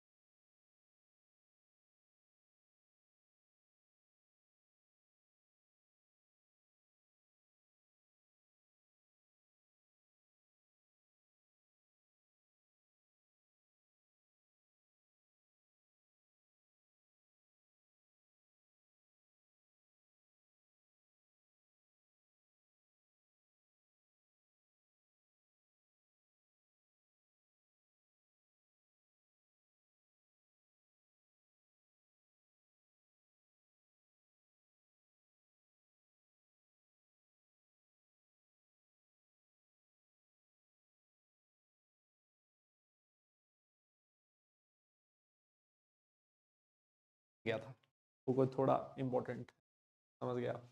तो देखो हम क्या करते हैं ना, सुनो, अब ये जो चीज हो रही है ना, अब हम लोग एनाइन के टेस्ट के बारे में पढ़ने वाले हैं, ठीक है? अभी तक हमने जितनी भी चीजें पढ़ी है ये कॉमन चीजें हैं जो पूरे सोल्ट एनालिसिस में आपके काम में आने वाली, सॉलिबिलिटी वगैरह। अब इसके बाद हम लोग एनाइन के टेस्ट के बारे में पढ़ने वाले हैं, ठीक है? लेकिन आप लोगों ने अगर कभी भी एनाइन का टेस्ट किया है, तो आप लोग एक सोडियम एक्सट्रैक्ट या फिर सोडियम कार्बोनेट एक्सट्रैक्ट या फिर सोडा एक्सट्रैक्ट, कुछ भी कहो, लैब में अलग अलग नाम से जाना जाता है ना, सोडा एक्सट्रैक्ट बोल दो, सोडियम कार्बोनेट एक्सट्रैक्ट बोल दो, सोडियम एक्सट्रैक्ट बोल दो, एक ही बात है। ये एक एक्सट्रैक्ट बनाते हो, है ना। और जितने भी एनायन के टेस्ट होते हैं, जितने भी एनायन के टेस्ट होते हैं, सारे के सारे एनायन के टेस्ट इस सोडियम कार्बोनेट एक्सट्रैक्ट से ही करवाए जाते हैं, ठीक है ना। सारे के सारे जो टेस्ट होते हैं वो सोडियम कार्बोनेट एक्सट्रैक्ट से ही करवाए जाते हैं। बात ये आती है कि सर ऐसा क्यों होता है? यस सर ऐसा क्यों होता है, देखो इसका एक मैं रीजन आपको बताता हूं। जैसे मान लो आपको जो सॉल्ट दिया गया था, सोच के देखो, है ना, बहुत लॉजिकल चीज है, बहुत लॉजिकल चीज है। इसको मैं चाहूं तो सीधा बोल सकता हूं कि ये सोडियम कार्बोनेट एक्सट्रैक्ट ऐसा बनता है, लेकिन बात ये आती है कि इसको बनाया क्यों जाता है ना। इसका रीजन आपको बताने जा रहा हूं, इंपॉर्टेंट सुनना जरा। जैसे मान लो आपके पास जो सॉल्ट है वो है बैरियम सल्फेट का, है ना, बैरियम सल्फेट का सॉल्ट है। बैरियम सल्फेट का जो BSO4 होता है बेटा, ये तो इनसॉल्युबल होता है। यस, ये तो क्या होता है, इनसॉल्युबल होता है। हम लोग जितने भी कंफर्मेटरी टेस्ट करते हैं वो एक्वस सॉल्यूशन में करते हैं, थोड़ा सा पानी डालते हैं, है ना। वेट टेस्ट होते हैं, ड्राई टेस्ट नहीं होते, वेट टेस्ट होते हैं। तो जब वेट टेस्ट होगा, इसको अगर मैं पानी में डालूंगा तो पानी में सॉल्युबल होगा ही नहीं। जब ये सॉल्युबल नहीं होगा तो वाटर में सल्फेट आयन आएगा ही नहीं, और अगर सल्फेट आयन नहीं आएगा तो वो जो सॉल्यूशन होगा वो सल्फेट आयन का टेस्ट ही नहीं देगा। मेरी बात तुम्हें समझ में आ रही है क्या? भाई हम लोग जो टेस्ट करते हैं वो एक्वस सॉल्यूशन में करते हैं। आपको सॉल्ट दे दिया ये वाला और ये कहता है मैं पानी में सॉल्युबल नहीं हूं। या तो अगर आपका सॉल्ट पानी में इनसॉल्युबल हो, या फिर आपका सॉल्ट अगर स्पेरिंगली सॉल्युबल सॉल्ट भी है, कम सॉल्युबल है। कम सॉल्युबल है मतलब उस आयन की कॉन्सेंट्रेशन, उस एनायन की कॉन्सेंट्रेशन एक्वस सॉल्यूशन में बहुत कम होगी। अगर उसकी कॉन्सेंट्रेशन बहुत कम है तो उस आयन का टेस्ट आपको अच्छे से नहीं मिल पाएगा। यस, उसका टेस्ट आपको अच्छे से नहीं मिल पाएगा। मेरी बात समझ रहे हो क्या? तो फिर क्या करते हैं हम लोग उस आयन की कॉन्सेंट्रेशन को, इस सल्फेट आयन की कॉन्सेंट्रेशन को पानी में बढ़ाने के लिए, इंक्रीज करने के लिए, उसकी कॉन्सेंट्रेशन को इंक्रीज करने के लिए क्या करते हैं, सोडियम कार्बोनेट एक्सट्रैक्ट बनाते हैं। और इसमें क्या किया जाता है, जो आपका सॉल्ट होता है उसको सोडियम कार्बोनेट के साथ डाल के फिर हीट किया जाता है। थोड़ा सा पानी मिला दिया इसमें, है ना, जितना रिक्वायर्ड है, और उसको 10-15 मिनट तक आपको हीट करना है। यस, 10-15 मिनट तक आपको क्या करना है, हीट करना है। सुनो, होगा क्या, ये जो बेरियम सल्फेट है ये सोडियम कार्बोनेट के साथ रिएक्ट करेगा। यस, और इसके साथ रिएक्ट करके बेरियम का कार्बोनेट बन जाएगा। सर बेरियम कार्बोनेट जो होता है वो भी इनसॉल्युबल होता है। यस, बेरियम कार्बोनेट जो होता है वो भी इनसॉल्युबल होता है। ये इसका प्रेसिपिटेट बन जाएगा और पीछे बनेगा Na2SO4 एक्वस सॉल्यूशन में। इसका मतलब जो सोडियम सल्फेट है वो एक्वस सॉल्यूशन में चला जाएगा, और ये अगर एक्वस सॉल्यूशन में है तो ये एसिड एसोसिएट होगा। अब जो सल्फेट आयन है उसकी कॉन्सेंट्रेशन आपको वाटर में अच्छी खासी मिलेगी, है ना। तो सल्फेट आयन जब बैरियम के साथ था, बैरियम के साथ था तो वो डिसोसिएट नहीं हो रहा था। वाटर में SO4 की कॉन्सेंट्रेशन थी ही नहीं। जब कॉन्सेंट्रेशन थी ही नहीं तो सल्फेट आयन का टेस्ट आपको बड़ी मुश्किल से मिलता। तो आपने क्या किया, ये जो बैरियम सल्फेट था इसको सोडियम कार्बोनेट के साथ डाल के, हल्का सा पानी डाल के उसको बॉईल कर दिया तो बन गया सोडियम सल्फेट। अब ये जो सोडियम सल्फेट है ये डिसॉल्व होके पानी में क्या दे देगा, SO4 दे देगा। अब आपको सॉल्यूशन में SO4 की इनफ कंसेंट्रेशन अवेलेबल है, इनफ कंसेंट्रेशन अवेलेबल है। अब आपका जो सॉल्यूशन है उसमें सल्फेट आयन इतना प्रेजेंट है कि उसका टेस्ट आप लोग बड़े आराम से कर पाओ, है ना। तो जब जब आपका सॉल्ट इनसॉल्युबल हो या फिर पार्शियली सॉल्युबल हो तो उस केस में हम लोग सोडा सॉल्यूशन एक्सट्रैक्ट बनाते हैं। यस, लेकिन सर हमें तो पता लगता ही नहीं है कि जो हमें जो सॉल्ट दिया गया है ना, हमें तो पुड़िया मिलती है सर, हमें क्या पता कि वो सॉल्युबल है कि नहीं है। इसीलिए बोला जाता है वो है नहीं है डजंट मैटर। आप क्या करो, सबसे पहले उसका सोडियम कार्बोनेट एक्सट्रैक्ट बना लो, इससे उसका जो आयन होगा वो चला जाएगा पानी में, और अब उसका वो टेस्ट देना स्टार्ट कर देगा। सॉल्युबल है तब भी अच्छी बात है, सॉल्युबल अगर है तब तो कोई दिक्कत है ही नहीं, और अगर इनसॉल्युबल भी है तब भी वो उसकी कॉन्सेंट्रेशन इतनी होगी कि उस आयन का टेस्ट दे सके। ध्यान रखना है इसका जो रेशियो होता है 1:3 मास रेशियो लेना आपको। मेरी बात समझ में आ गई क्या? यस यस यस, अरे बोलो एक बार बेटा, डन लिखना पड़ेगा, है ना, थम्स अप करके बताना पड़ेगा कि क्या ये चीज समझ में आएगी आपको। यस यस यस यस, बोलो बोलो बोलो, क्या ये चीज तुमने समझी क्या? एक बार थम्स अप करके मुझे जल्दी से बताओ। क्लियर है क्या, क्लियर है क्या, क्लियर है? इस वजह से सोडियम कार्बोनेट एक्सट्रैक्ट बनाया जाता है। और हमेशा हमेशा जब भी आप किसी भी आयन का एक्सट्रैक्ट करते हो, एनायन का जब भी आप लोग टेस्ट करते हो तो हमेशा सोडियम कार्बोनेट एक्सट्रैक्ट बनाना है। एक्सेप्ट, है ना, किसको छोड़ के, कार्बोनेट और बाइकार्बोनेट को छोड़ के, है ना। जब इसका टेस्ट किया जाता है ना तब हम लोग सोडियम कार्बोनेट एक्सट्रैक्ट नहीं बनाते। इसका रीजन बताऊंगा, अभी रुको थोड़ा। यस, इसका रीजन मैं भी आपको बताऊंगा। डन डन, बहुत बढ़िया, वेरी गुड बेटा, बहुत बढ़िया। आगे चलते, देखो इसने एक चीज लिखी है, ये लिखा हुआ all the anions will be identified by soda extract except carbonates and bicarbonates. Carbonate और बाइकार्बोनेट को छोड़ के अगर किसी भी एनायन का आप टेस्ट परफॉर्म करने जा रहे हो, है ना, किसी भी एनायन का अगर आप टेस्ट परफॉर्म करने जा रहे हो तो हमेशा आपको सोडियम एक्सट्रैक्ट बनाना, सोडा एक्सट्रैक्ट बनाना है। अब बात ही आती है कि सर कार्बोनेट के लिए क्यों नहीं करते, है ना, कार्बोनेट के लिए क्यों नहीं करते? अरे भैया इसलिए नहीं करते क्योंकि देख तूने किया क्या था, तेरे पास ये वाला ट्यूब था, इस ट्यूब में तूने क्या डाला था, एक सॉल्ट डाला था, यस तूने क्या डाला था, सॉल्ट डाला था, और साथ में सोडियम कार्बोनेट के साथ इसको हीट किया था, है ना। तो जब सोडियम कार्बोनेट के साथ हीट किया तो तेरा एक तो प्रेसिपिटेट बन गया था, यस एक क्या बन गया था, प्रेसिपिटेट। प्रेसिपिटेट किसका बना था, जैसे मान ले तूने सॉल्ट ले रखा था BeSO4, तो प्रेसिपिटेट किसका बना था, बेरियम कार्बोनेट का, और यहां पर सॉल्युबल कौन था, Na2SO4, है ना। अब तूने इसको छान लिया तो प्रेसिपिटेट अलग हो गया, यस छान लिया तो तूने प्रेसिपिटेट अलग हो गया, लेकिन तेरा ये जो सोडियम एक्सट्रैक्ट है ना, इसमें देख एक तो सल्फेट आयन तो है ही, चलो मान लिया सल्फेट आयन तो है ही, लेकिन थोड़ा बहुत कार्बोनेट आयन भी प्रेजेंट होता है। ये कार्बोनेट कहां से आता है, सोडियम कार्बोनेट से। इसमें थोड़ा बहुत कार्बोनेट आयन भी प्रेजेंट होगा, इसमें थोड़ा बहुत कार्बोनेट आयन भी प्रेजेंट होगा, यस। तो ये जो सोडा एक्सट्रैक्ट है ये हमेशा कार्बोनेट आयन का टेस्ट देगा, ये जो सोडा एक्सट्रैक्ट है ये हमेशा कार्बोनेट आयन का टेस्ट देगा, लेकिन ये कार्बोनेट आयन सॉल्ट से नहीं आया है, ये कहां से आया है, सोडियम कार्बोनेट से आया है। तो तुझे गलतफहमी हो जाएगी, तुझे लगेगा कि ये जो टेस्ट कार्बोनेट आयन का आया है वो तेरे वाले सॉल्ट से आया, नहीं, ये कार्बोनेट आयन किसकी वजह से है, सोडियम कार्बोनेट की वजह से है। तो गलतफहमी हो जाएगी तुझे, तुझे लगेगा हाँ कार्बोनेट आयन का टेस्ट आ गया, मेरा जो सॉल्ट था उसमें कार्बोनेट आयन था, नहीं, वो कार्बोनेट आयन तेरे वाले सॉल्ट से नहीं आया है दादा, वो कार्बोनेट आयन कहां से आया है, इस सोडियम कार्बोनेट से आया है। तो गड़बड़ हो जाएगी, गलतफहमी हो जाएगी, है ना। और कुछ भी हो जाए गलतफहमी नहीं होनी चाहिए। इसी वजह से हम लोग ये बोलते हैं कि भाई जब भी मुझे कार्बोनेट या फिर बाइकार्बोनेट का टेस्ट करना है, मैं कभी भी सोडियम एक्सट्रैक्ट सॉल्यूशन लूंगा ही नहीं, सोडियम कार्बोनेट एक्सट्रैक्ट नहीं लूंगा। मेरी बात समझ गए क्या? दादा बोलना पड़ेगा, यस यस यस, है ना, अरे बोलो। तो भाई मतलब ये ऐसी चीजें जब आप सीक्वेंस से समझते हो ना तब मजा आता है। रटना तो चलो ठीक है, मैं बोल दूंगा ऐसे होता है ऐसे होता है, लेकिन नहीं, एक्चुअली लैब में आप कैसे परफॉर्म करते हो, है ना, एक्चुअली लैब में आप कैसे परफॉर्म करते हो, ये चीज बड़ी इंपॉर्टेंट होती है। Done done done. तो ये सीक्वेंस से हम लोगों को समझना, मेरे हिसाब से क्लियर है यहां तक, बहुत बढ़िया। अब देखो एक और चीज बढ़िया लिखी है, एक और बहुत बढ़िया चीज लिखी है ना, लिखा है कि जो सोडा एक्सट्रैक्ट सॉल्यूशन होता है उसको न्यूट्रलाइज करना होता है एसिड से before performing the test for anion, है ना। जब भी एनायन का टेस्ट करते हैं, है ना, तो आपके पास सोडा एक्सट्रैक्ट सॉल्यूशन आपने बना लिया, लेकिन थोड़ा सा आप क्या करते हो, सॉल्यूशन में सोडा एक्सट्रैक्ट लिया और इसमें क्या ऐड करते हो, एसिड ऐड करते हो, H+ एसिड ऐड करते हो। एसिड क्यों ऐड किया जाता है, इसको न्यूट्रलाइज करने के लिए, है ना। एसिड में क्या होगा, ये जो CO3 2- आपको पता है ना, एसिड की प्रेजेंस में CO3 2 CO2 में कन्वर्ट हो जाता है, पढ़ा है तो 10वीं क्लास की रिएक्शन है। कार्बोनेट जो होते हैं, आपने लिखते थे कि भाई सोडियम कार्बोनेट है, वो HCl के साथ रिएक्ट करके क्या करेगा, है ना, वो HCl बना देगा, यस, CO2 गैस में रिलीज हो जाएगा, CO2 गैस चली जाएगी बाहर, यस। तो इसी वजह से हम लोग ये कहते हैं जब भी आप लोग सोडियम कार्बोनेट एक्सट्रैक्ट बनाओ, जब भी आप लोग सोडियम कार्बोनेट एक्सट्रैक्ट बनाओ तो हमेशा यूज करने से पहले उसमें थोड़ा एसिड डाल दो, एसिड डाल दो तो ये जो कार्बोनेट है, यस, ये जो कार्बोनेट है ना, ये जो कार्बोनेट है ये इस एसिड के साथ उड़ जाएगा किसमें, CO2 में, है ना। हम तो यही चाहते हैं ना कि फालतू का कोई एनायन सॉल्यूशन में प्रेजेंट ना रहे, सॉल्यूशन में सिर्फ वही एनायन प्रेजेंट रहे जिसका हमें टेस्ट करना है, यस, जिसका हमें टेस्ट करना है। तो वो कार्बोनेट आयन अननेसेसरीली सॉल्यूशन में पड़ा हुआ है, देखो ये कार्बोनेट आयन अननेसेसरीली सॉल्यूशन में पड़ा हुआ है, तो हम लोग क्या करते हैं, इसको हटा देते हैं, किसकी प्रेजेंस में, H+ की प्रेजेंस में, तो H+ जो है वो यहां से बाहर चला जाएगा।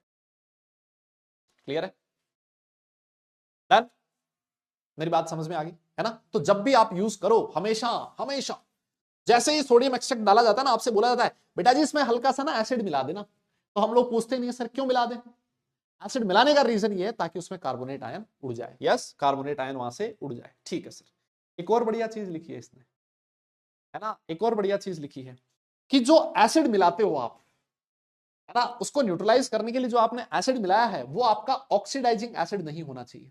ऑक्सीडाइजिंग एसिड बताया था आप लोगों को, कंसंट्रेटेड H2SO4 हो गया, यस, HNO3 हो गया, यस, ये वाले एसिड नहीं होने चाहिए, ऑक्सीडाइजिंग एसिड नहीं होने चाहिए, मेरी बात समझे? जो आपने एसिड मिलाया है उसमें वो ऑक्सीडाइजिंग एसिड नहीं होना चाहिए। कोई मुझे लॉजिक बता सकता है क्यों? यस, कोई मुझे लॉजिक बता सकता है क्यों? सर ऑक्सीडाइजिंग एसिड क्यों नहीं होना चाहिए, क्या लगता है? यस यस यस, क्यों होना चाहिए? ऑक्सीडाइजिंग एसिड क्यों नहीं होना चाहिए, क्या लगता है, मतलब आप बताओ देख।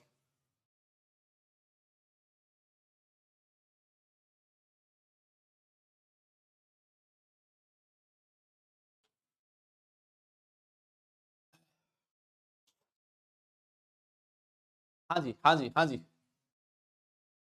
बोलो बोलो बोलो, क्या लगता है आपको? क्या लगता है आपको? सॉल्ट बन जाएगा, ऑक्सो एसिड बन जाएगा। अच्छा, और दिमाग लगाओ देखिए अपना। हाँ, और दिमाग लगाओ देखिए अपना। एक्सेप्शन है, अच्छा। एक्सेप्शन है? अबे कोई एक्सेप्शन नहीं हो, बताओ। कुछ कुछ ब्लास्ट ब्लास्ट कुछ नहीं होगा भाई, कोई ब्लास्ट नहीं होगा, है ना, कुछ नहीं होगा। मैं बताता हूं क्या होगा, मैं बताता हूं क्या होगा। रुको रुको रुको।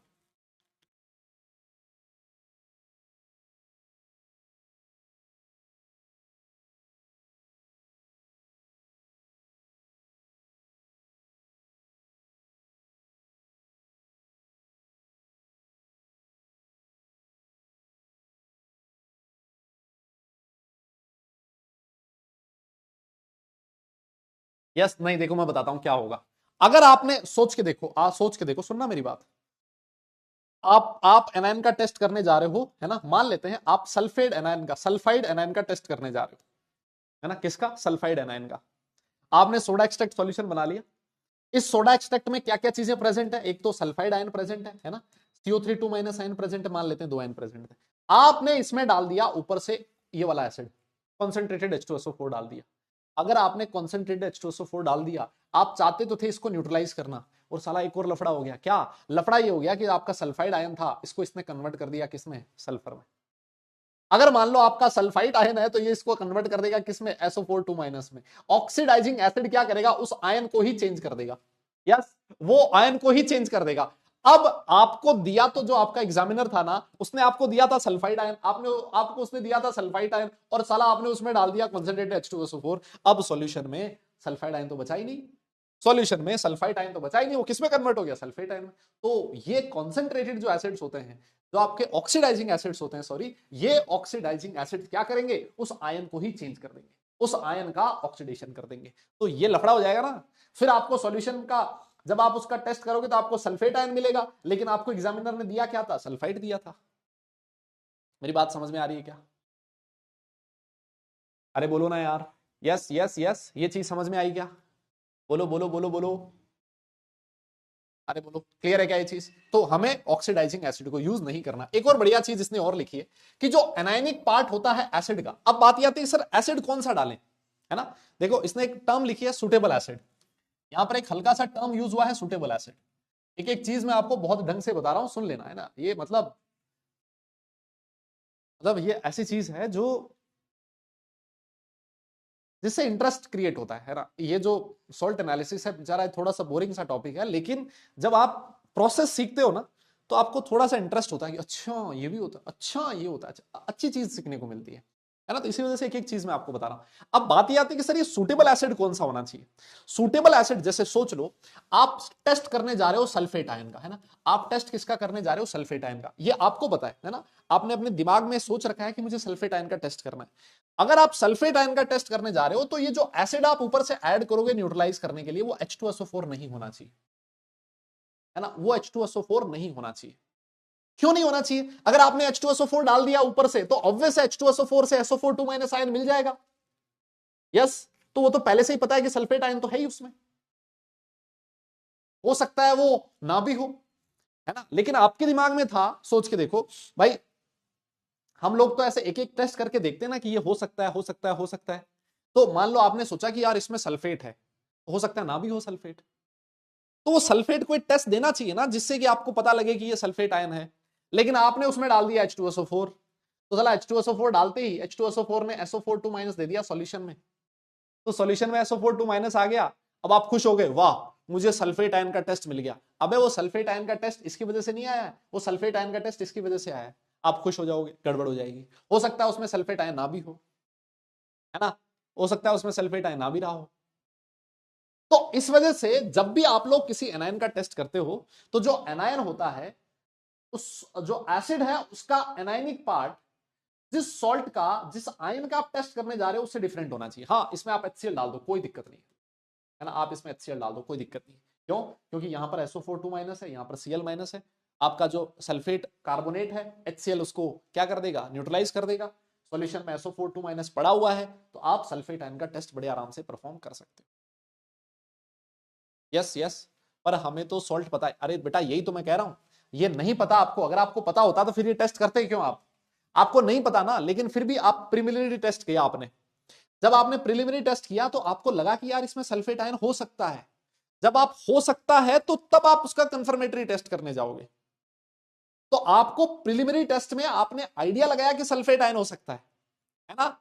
तो अब आप सल्फेट आयन का टेस्ट परफॉर्म करोगे, कंफर्मेटरी टेस्ट। अगर कंफर्मेटरी टेस्ट आया सल्फेट का तो आप बोल दोगे सल्फेट नहीं आया, तो इसका मतलब कोई और आयन रहा होगा। तो आपने सोचा कि यार सल्फेट आयन हो सकता है, तो मैं उसका टेस्ट करने देखता हूं।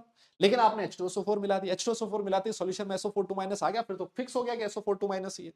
लेकिन हो सकता है ना भी हो वो, है ना? तो ये सॉल्ट SO4 2- का टेस्ट दे देगा, लेकिन उसमें था नहीं एक्चुअली SO4 2- है ना? तो हमेशा जब भी आप एसिड लेते हो, जैसे मान लो आप क्लोराइड आयन का टेस्ट करने जा रहे हो, क्लोराइड का, तो आप उसमें HCl मत डालो, है ना? आप उसमें H2SO4 ले लो, कोई दिक्कत नहीं है, डाइल्यूट ले लो। समझ गए आप? है ना? तो जो एनायन है आपका, वो जिस आयन का टेस्ट करने जा रहे हो उसका एनायन और जो आपका एसिड है उसका एनायन कॉमन नहीं होना चाहिए, कहने का मतलब, है ना? उसका कॉमन नहीं होना चाहिए, है ना? कॉमन नहीं होना चाहिए। यस यस यस, ठीक है साहब, बहुत बढ़िया बहुत बढ़िया।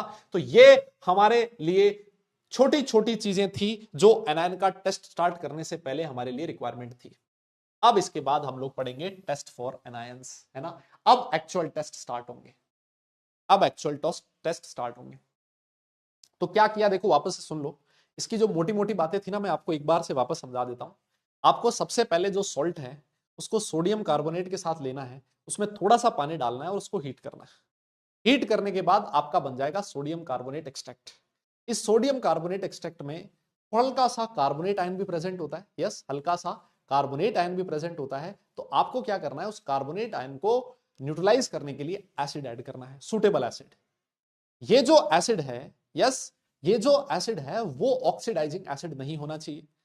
ऑक्सीडाइजिंग एसिड क्यों नहीं होना चाहिए? क्योंकि अगर ऑक्सीडाइजिंग एसिड लिया तो आपका जो आयन था उसको ऑक्सीडाइज कर देगा और आयन ही चेंज हो जाएगा। तो हमें ऑक्सीडाइजिंग एसिड नहीं लेना। सर फिर कौन सा एसिड लें? आप जिस एनायन का टेस्ट परफॉर्म करने जा रहे हो वो एनायन और आपके एसिड का एनायन कॉमन नहीं होना चाहिए, डिफरेंट होना चाहिए। यस, वो डिफरेंट होना चाहिए। ये है डिफरेंट चीजें, बेसिक चीज जो आपको ध्यान में रखनी है। अब मैं आपके सामने स्टार्ट करने जा रहा हूं टेस्ट फॉर एनायंस, और एनायंस को मैं करने जा रहा हूं क्लासिफाई। आपके सामने एक छोटी सी टेबल बनी हुई है, आपके सामने एक छोटी सी टेबल बनी हुई है। एनायन का टेस्ट, एनायन को मैंने दो पार्ट में क्लासिफाई किया है दादा, ठीक है? यस यस यस, हमने एनायन को दो पार्ट में क्लासिफाई किया। किस बेसिस पे? हमने एनायन को क्लासिफाई किया on the basis of their reaction with acid. आपके जो आयंस हैं, एनायंस है, वो एसिड के साथ रिएक्ट करके क्या बनाएंगे, इसके बेसिस पे हमने एनायन को दो पार्ट में क्लासिफाई किया है। सबसे पहला जो पार्ट है जिसको मैं क्लास ए बोलूंगा, और दूसरा है क्लास बी। क्लास बी, है ना? क्लास ए क्या है सर? क्लास ए में वो एनायंस है, क्लास ए में वो एनायन है जो एसिड के साथ रिएक्ट करके वोलेटाइल प्रोडक्ट का फॉर्मेशन करते हैं। और क्लास बी में वो एनायन है जो वोलेटाइल प्रोडक्ट का फॉर्मेशन नहीं करते एसिड के साथ। विद H2SO4 मत लिखो, विद एसिड लिखो, है ना? H2SO4 भी हो सकता है, HCl भी हो सकता है। यस यस यस, अरे बोलो हाँ बेटा, ये बनाना, ये बहुत इंपॉर्टेंट चीज है। हाँ, यही तो है इंपॉर्टेंट चीज, एनायन का क्लासिफिकेशन। यस, ये बहुत इंपॉर्टेंट चीज है। अब मान लो बात ये आती है कि भाई ये वाले जो एनायंस हैं इन्होंने एसिड के साथ वोलेटाइल प्रोडक्ट दिया, लेकिन बात ये आती है कौन से एसिड के साथ? डाइल्यूट एसिड के साथ कि कॉन्सेंट्रेटेड HCl, कॉन्सेंट्रेटेड एसिड के साथ। तो उसमें भी फिर दो सब ग्रुप बन जाएंगे। पहला, इन्होंने वोलेटाइल प्रोडक्ट दिया विद डाइल्यूट HCl या फिर डाइल्यूट H2SO4, और दूसरा ये वोलेटाइल प्रोडक्ट देंगे किसके साथ? कॉन्सेंट्रेटेड H2SO4 के साथ। ध्यान रखो, किसके साथ? कॉन्सेंट्रेटेड H2SO4 के साथ, कॉन्सेंट्रेटेड H2SO4 के साथ। यस, हमने क्लासिफिकेशन दो तरीके से किया, वापस सुन लो दादा, इधर सबका ध्यान इधर होना चाहिए। दो तरह से क्लासिफाई किया हमने, किस बेसिस पे? पहला, ये वाले जो एनायंस होते हैं वो एसिड के साथ वोलेटाइल प्रोडक्ट का फॉर्मेशन करते हैं, ये वाले वोलेटाइल प्रोडक्ट का फॉर्मेशन नहीं करते। अब वोलेटाइल प्रोडक्ट जो बना किसके साथ बना? वीक एसिड के साथ कि स्ट्रॉन्ग एसिड के साथ? डाइल्यूट के साथ कि कॉन्सेंट्रेटेड के साथ? तो अगर डाइल्यूट के साथ बना है तो वो अलग हो गया सब ग्रुप ए, और अगर कॉन्सेंट्रेटेड H2SO4 के साथ बना है तो वो हो गया सब ग्रुप बी। ध्यान रखना यहां कॉन्सेंट्रेटेड H2SO4 ही होगा, यहां कॉन्सेंट्रेटेड कॉन्सेंट्रेटेड HCl नहीं हो सकता, इसका ध्यान रखना, आपको समझ में आएगा आगे क्यों नहीं हो सकता। यस, यहां पर डाइल्यूट HCl भी हो सकता है, डाइल्यूट H2SO4 भी हो सकता है, लेकिन कॉन्सेंट्रेटेड में एसिड कौन सा होना चाहिए? कॉन्सेंट्रेटेड H2SO4 ही होना चाहिए। ये सब ग्रुप नंबर 2 बन गया, और ये है सब ग्रुप नंबर 1। यस, हाँ, यहां कॉन्सेंट्रेटेड HCl नहीं हो सकता, वापस कह देता हूं, ढंग से समझ लेना इस बात, है ना? ठीक है सर, समझ में आ गई बात। सर यहां पर कौन कौन से आयन प्रेजेंट है, दिख रहा है क्या ये वाले आयंस? हाँ जी, दिख रहे हैं क्या आपको ये आयंस? देखो सबसे पहले तो दे रखा है कार्बोनेट आयन CO3 2-, फिर दे रखा है बाइकार्बोनेट, ये मुझे लग रहा है हल्का सा लिखा गया, बाइकार्बोनेट आयन, फिर उसके बाद दे रखा है सल्फाइड आयन SO3 2-, यस, फिर उसके बाद दे रखा है बाइसल्फाइड आयन HSO3-, फिर है सल्फाइड आयन H2-, फिर है थायोसल्फेट आयन H2O3 2-, यस, फिर है आपका acetate ion CS3 C double bond O-, और सबसे लास्ट में है नाइट्राइट आयन, है ना? सबसे लास्ट में है नाइट्राइट आयन, सबसे लास्ट में है nitrite ion. Yes yes yes, अगर मैं वोलेटाइल प्रोडक्ट देंगे कॉन्सेंट्रेटेड H2SO4 के साथ, उसमें कौन कौन से आयंस हैं ये तो दिख रहे होंगे मेरे हिसाब से। यस, ये है sir F-, Cl-, Br-, I-, ये तो हो गए 4 एनायन, है ना? हेलोजन हो गए तो, और ये वाला है BO3 3-, है ना? BO3 3-, बेटा इसको बोरेट बोला जाता है ना? This is your borate, this is your borate. ये कौन सा है? दिस इज योर ऑक्सलेट, है ना? ये क्या है? ऑक्सलेट, और ये है नाइट्रेट NO3-, है ना? ये है नाइट्रेट। यस, ये है नाइट्रेट। अरे भैया लिखना है, ये लिखना नहीं है तो फिर क्या करना है? इसका देखना थोड़ी ना है यार, कह रहा कुछ सर इसको लिखना है क्या? बेटा लिखना ही तो है इसको, और क्या करना है?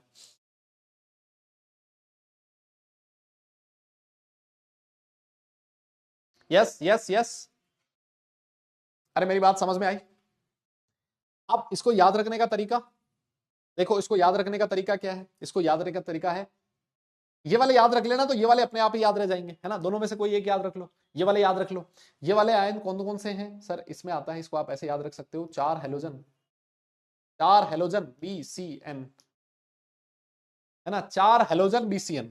4 हेलोजन कौन कौन से? फ्लोराइड, क्लोराइड, ब्रोमाइड, आयोडाइड, ये तो हो गए 4 हेलोजन। BCN, B से बोरेट, C से ऑक्सलेट, कार्बोनेट आता है ना C2O4 2-, C से ऑक्सलेट, और N से नाइट्रेट, नाइट्रेट, यस नाइट्रेट। फिर मेरी बात समझ में आई क्या? सर यहां नाइट्राइट था, देखो सर एक और तरीका भी है इसको याद करने का, यहां पर सारे 8 वाले आ रहे हैं, है ना? सारे 8 वाले आ रहे हैं सर। N में थोड़ा सा कंफ्यूजन हो सकता है सर, N में NO2- भी हो सकता है, NO3- भी हो सकता है, तो मैंने कहा कैसे याद रखें? देख ये आ रहा बोरेट, ऑक्सलेट, तो ये भी 8 वाला आएगा, वो है नाइट्राइट, ये है नाइट्रेट, तो इसमें 8 वाला आएगा। 8 वाला कौन सा? नाइट्रेट। मेरी बात समझ में आई क्या? अरे बोलो। यस यस, अरे बोलो, याद रह जाएगा क्या? ये तो एक तरीका है इसको याद रखने का, है ना? 4 हेलोजन, सीधा सीधा 4 हेलोजन BCN, 4 हेलोजन BCN, वापस मेरे साथ यहीं पर याद कर लो, 4 हेलोजन BCN, B बोले तो बोरेट, C बोले तो ऑक्सलेट, N बोले तो नाइट्रेट।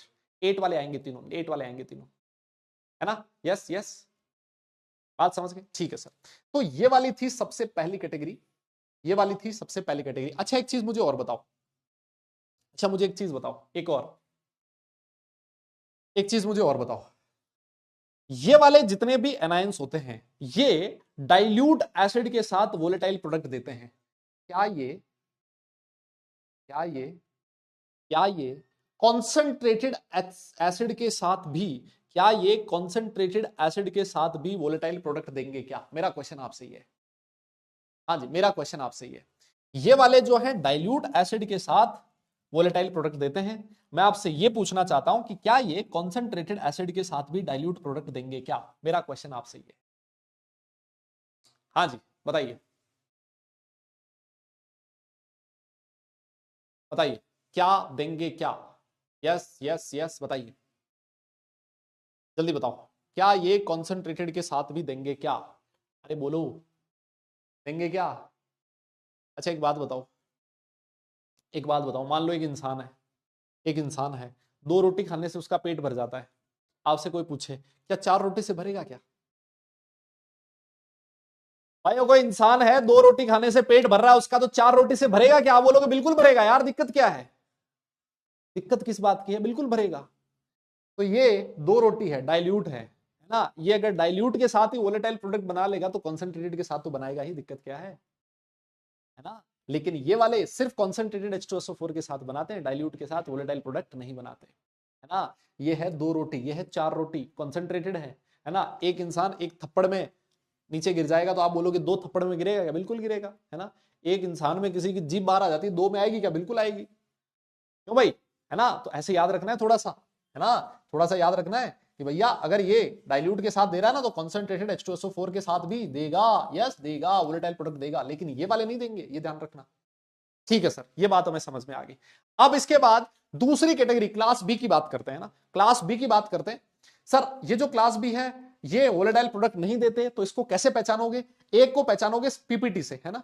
एक को पहचानोगे आप उनकी पीपीटी रिएक्शन से, और दूसरे को पहचानोगे उनकी रिडॉक्स रिएक्शन से।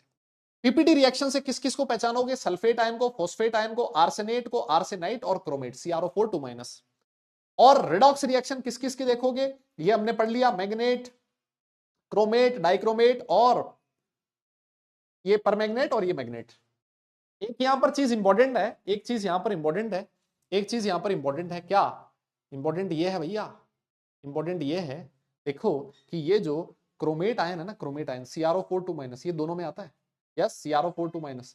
तो CrO4 2- ऐसा आयन है जिसको पीपीटी रिएक्शन से भी पहचाना जा सकता है, उसको रिडॉक्स रिएक्शन से भी पहचाना जा सकता है ना? ये थोड़ा सा इंपॉर्टेंट एग्जांपल है, याद रखना इसको। ये वाले आयन तो बिल्कुल डिफरेंट है, रिडॉक्स वाले तो देखो हमने सारे पढ़े हैं, डी ब्लॉक में आता है रिडॉक्स वाले, कार्बोनेट, सॉरी कार्बोनेट क्या, chromate, dichromate, magnet, परमैग्नेट, D block में थे ये वाले, है ना? और इसमें कौन कौन आएगा? सल्फेट, फॉस्फेट, आर्सेनाइट, आर्सेनेट और क्रोमेट। ठीक, ये वाले अपने को याद हो गए वैसे ही, 4 CBI, सॉरी 4 हेलोजन BCN, है ना? 4 हेलोजन BCN। और अगर ये याद हो गए तो फिर तो बाकी जो बचे वो इस वाली कैटेगरी में आएंगे, इनको अलग से याद रखने की जरूरत नहीं है। यस, इनको अलग से याद रखने की जरूरत नहीं है, ये वाले ये वाले ये वाले याद रख लो, अपने आप पता लग जाएगा। अरे बोलो यस, है ना? इसको याद रखने का एक और तरीका भी होता है, फर्जी CBI ने 8 ऑक्सिलेट ब्राजील से पकड़े, ऐसे भी याद रख सकते हो। फर्जी CBI बताओ, फर्जी CBI देखो, फर्जी CBI 8 ऑक्सिलेट मतलब कार्बोनेट, 8 8 8 ने 8, फर्जी CBI ने 8 मतलब कार्बोनेट, 8 ऑक्सिलेट ब्राजील से पकड़े BO3, मतलब इस तरह से भी याद रख सकते हो, मतलब अलग अलग तरीके होते हैं, है ना? अलग अलग तरीके होते हैं, लोग अलग अलग तरीके से बताते हैं, आप जहां भी आपको ठीक लगे वो याद रख लो। मेरे हिसाब से तो ये वाला सही है, 4 हेलोजन BCN, बोरेट, ऑक्सिलेट और नाइट्रेट, ये वाला याद सही है ना? आसानी से याद रह जाता है। डन, यस यस, अरे बोलो बोलो, है ना? हाँ, तो जैसे भी आप लोग याद रखें, हाँ स्पेशल 26। अब देखो हमने कहा कि भाई ये वोलेटाइल प्रोडक्ट बनाएंगे डाइल्यूट HCl के साथ, अगला क्वेश्चन आपके दिमाग में आना चाहिए, कौन से वोलेटाइल प्रोडक्ट बनाएंगे, है ना? कौन से वोलेटाइल प्रोडक्ट बनाएंगे? तो वो आपके सामने है, ये रहे। कौन से वोलेटाइल प्रोडक्ट बनाएंगे? तो वो आपके सामने है, ये रहे, देखो, है ना? देखो ये रहे कौन कौन से। जब आप कार्बोनेट में जैसे ही HCl डालोगे, जैसे मान लो ये वाला है ना कार्बोनेट, कार्बोनेट में जैसे ही आप H+ डालोगे कौन सी गैस देगा? CO2। ये वोलेटाइल प्रोडक्ट कौन सा है? CO2। बाई कार्बोनेट भी कौन सी गैस देगा? CO2। जो सल्फाइड है वो कौन सी गैस देगा? SO2। और जो बाई सल्फाइड है वो भी कौन सी देगा? SO2। जो सल्फाइड है वो कौन सी गैस देगा? H2S। और जो थायोसल्फेट है वो कौन सा क्या देगा? सल्फेट का प्रेसिपिटेट देगा, सॉरी सल्फर का प्रेसिपिटेट देगा, और साथ में सल्फर डाइऑक्साइड देगा गैस। साथ में एसिटेट आयन कौन सी गैस देगा? ऑब्वियस है, एसिटिक एसिड की वेपर्स बनेगी। और NO2 माइनस क्या देगा? नाइट्रोजन डाइऑक्साइड, NO2 की वेपर बनेगी। ये चीज बड़ी इंपॉर्टेंट है भैया, सुन लेना भाई लोगों। हाँ भाई, अभी हमने कहा ना कि ये वाले जितने भी आयंस हैं सर, इनको आप एसिड में डालोगे तो ये वोलेटाइल प्रोडक्ट बनेंगे।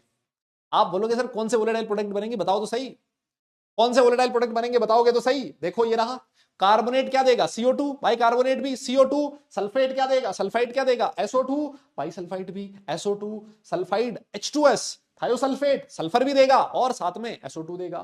फिर उसके बाद एसिटेट आयन क्या देगा? एसिटिक एसिड की वेपर। और नाइट्राइट आयन क्या देगा? NO2 की वेपर। मेरी बात समझे क्या? यस यस यस बेटा, लिखना हो ना तो इसको घर पे लिख लेना, अगर मान लो नहीं लिख पाए हो ना आप लोग, घर पे लिख लेना। इतना लिखने में टाइम लगाओगे तो ये जो हमारा सोल्ट एनालिसिस है ये तो 25-30 लेक्चर में जाएगा फिर, है। हाँ मतलब तो 25-30 लेक्चर में खत्म होगा फिर तो। अब आप सोच के देखो, आप सोच के देखो, हमें इन सारे आयंस का टेस्ट करना है, हमें इन सारे आयंस का टेस्ट करना है, हमें इन सारे आयंस का टेस्ट करना है, सारे आयन का टेस्ट करना है। ये तो है एनायन, फिर उसके बाद आएंगे केटायन, केटायन का भी टेस्ट लिखना है। तो अगर ऐसे हम लोग लिखने, इतना ज्यादा लिखने में टाइम लगाएंगे, है ना, इतना ज्यादा लिखने में टाइम लगाएंगे तो बेटा 25-30 लेक्चर महीना भर चलेगा अभी तो, है ना, महीना भर चलेगा। इसीलिए मैं साथ साथ, अब जैसे मान लो मैं पढ़ा रहा हूँ, समझा रहा हूँ, उस समय आप लिख पाओ तो लिख लो, है ना, आधे आधे लिख लो, मतलब आधे आधे लिख लो, आधे यहाँ लिख लिए, आधे घर पे लिख लिए। ऐसे करो, ऐसा मत करो कि सारे के सारे यहाँ लिखने हैं या फिर सारे के सारे घर पे लिखने हैं, ऐसे मत करो, है ना, आधे आधे लिख के थोड़ा, है ना, तोड़ने की आदत डालो, ठीक है। अब वैसे ही ये वाले जो सब्सटेंसेस हैं ये वोलेटाइल सब्सटेंस नहीं बनाएंगे, वोलेटाइल सब्सटेंस नहीं बनाएंगे तो फिर तो कुछ तो बनाएंगे। कॉन्सेंट्रेटेड HCl H2SO4 के साथ जो Cl माइनस देगा वो क्या देगा, HCl देगा, है ना। सर आपको कैसे पता चला कि वो HCl है? भैया HCl जो होती है ना उसके व्हाइट फ्यूम्स निकलते हैं और साथ साथ उसकी जो स्मेल होती है ना, पंजेंट स्मेल होती है बहुत जबरदस्त। तो मुझे हल्का सा आइडिया लगा कि ये HCl है ना। और एक चीज देखो, एक और तरीके से भी मैं पता लगा सकता हूं, जैसे मान लो व्हाइट फ्यूम्स निकले, आप कंफर्म करना चाहते हो तो आप क्या करो, इस व्हाइट फ्यूम, जैसे मान लो ये वाली टेस्ट ट्यूब है ना, सुनना मेरी बात अच्छे से, ये टेस्ट ट्यूब है, इसमें से HCl बाहर निकल रही है, सोच के देखो, HCl बाहर निकल रही है, इसके रास्ते में NH4OH ले आओ।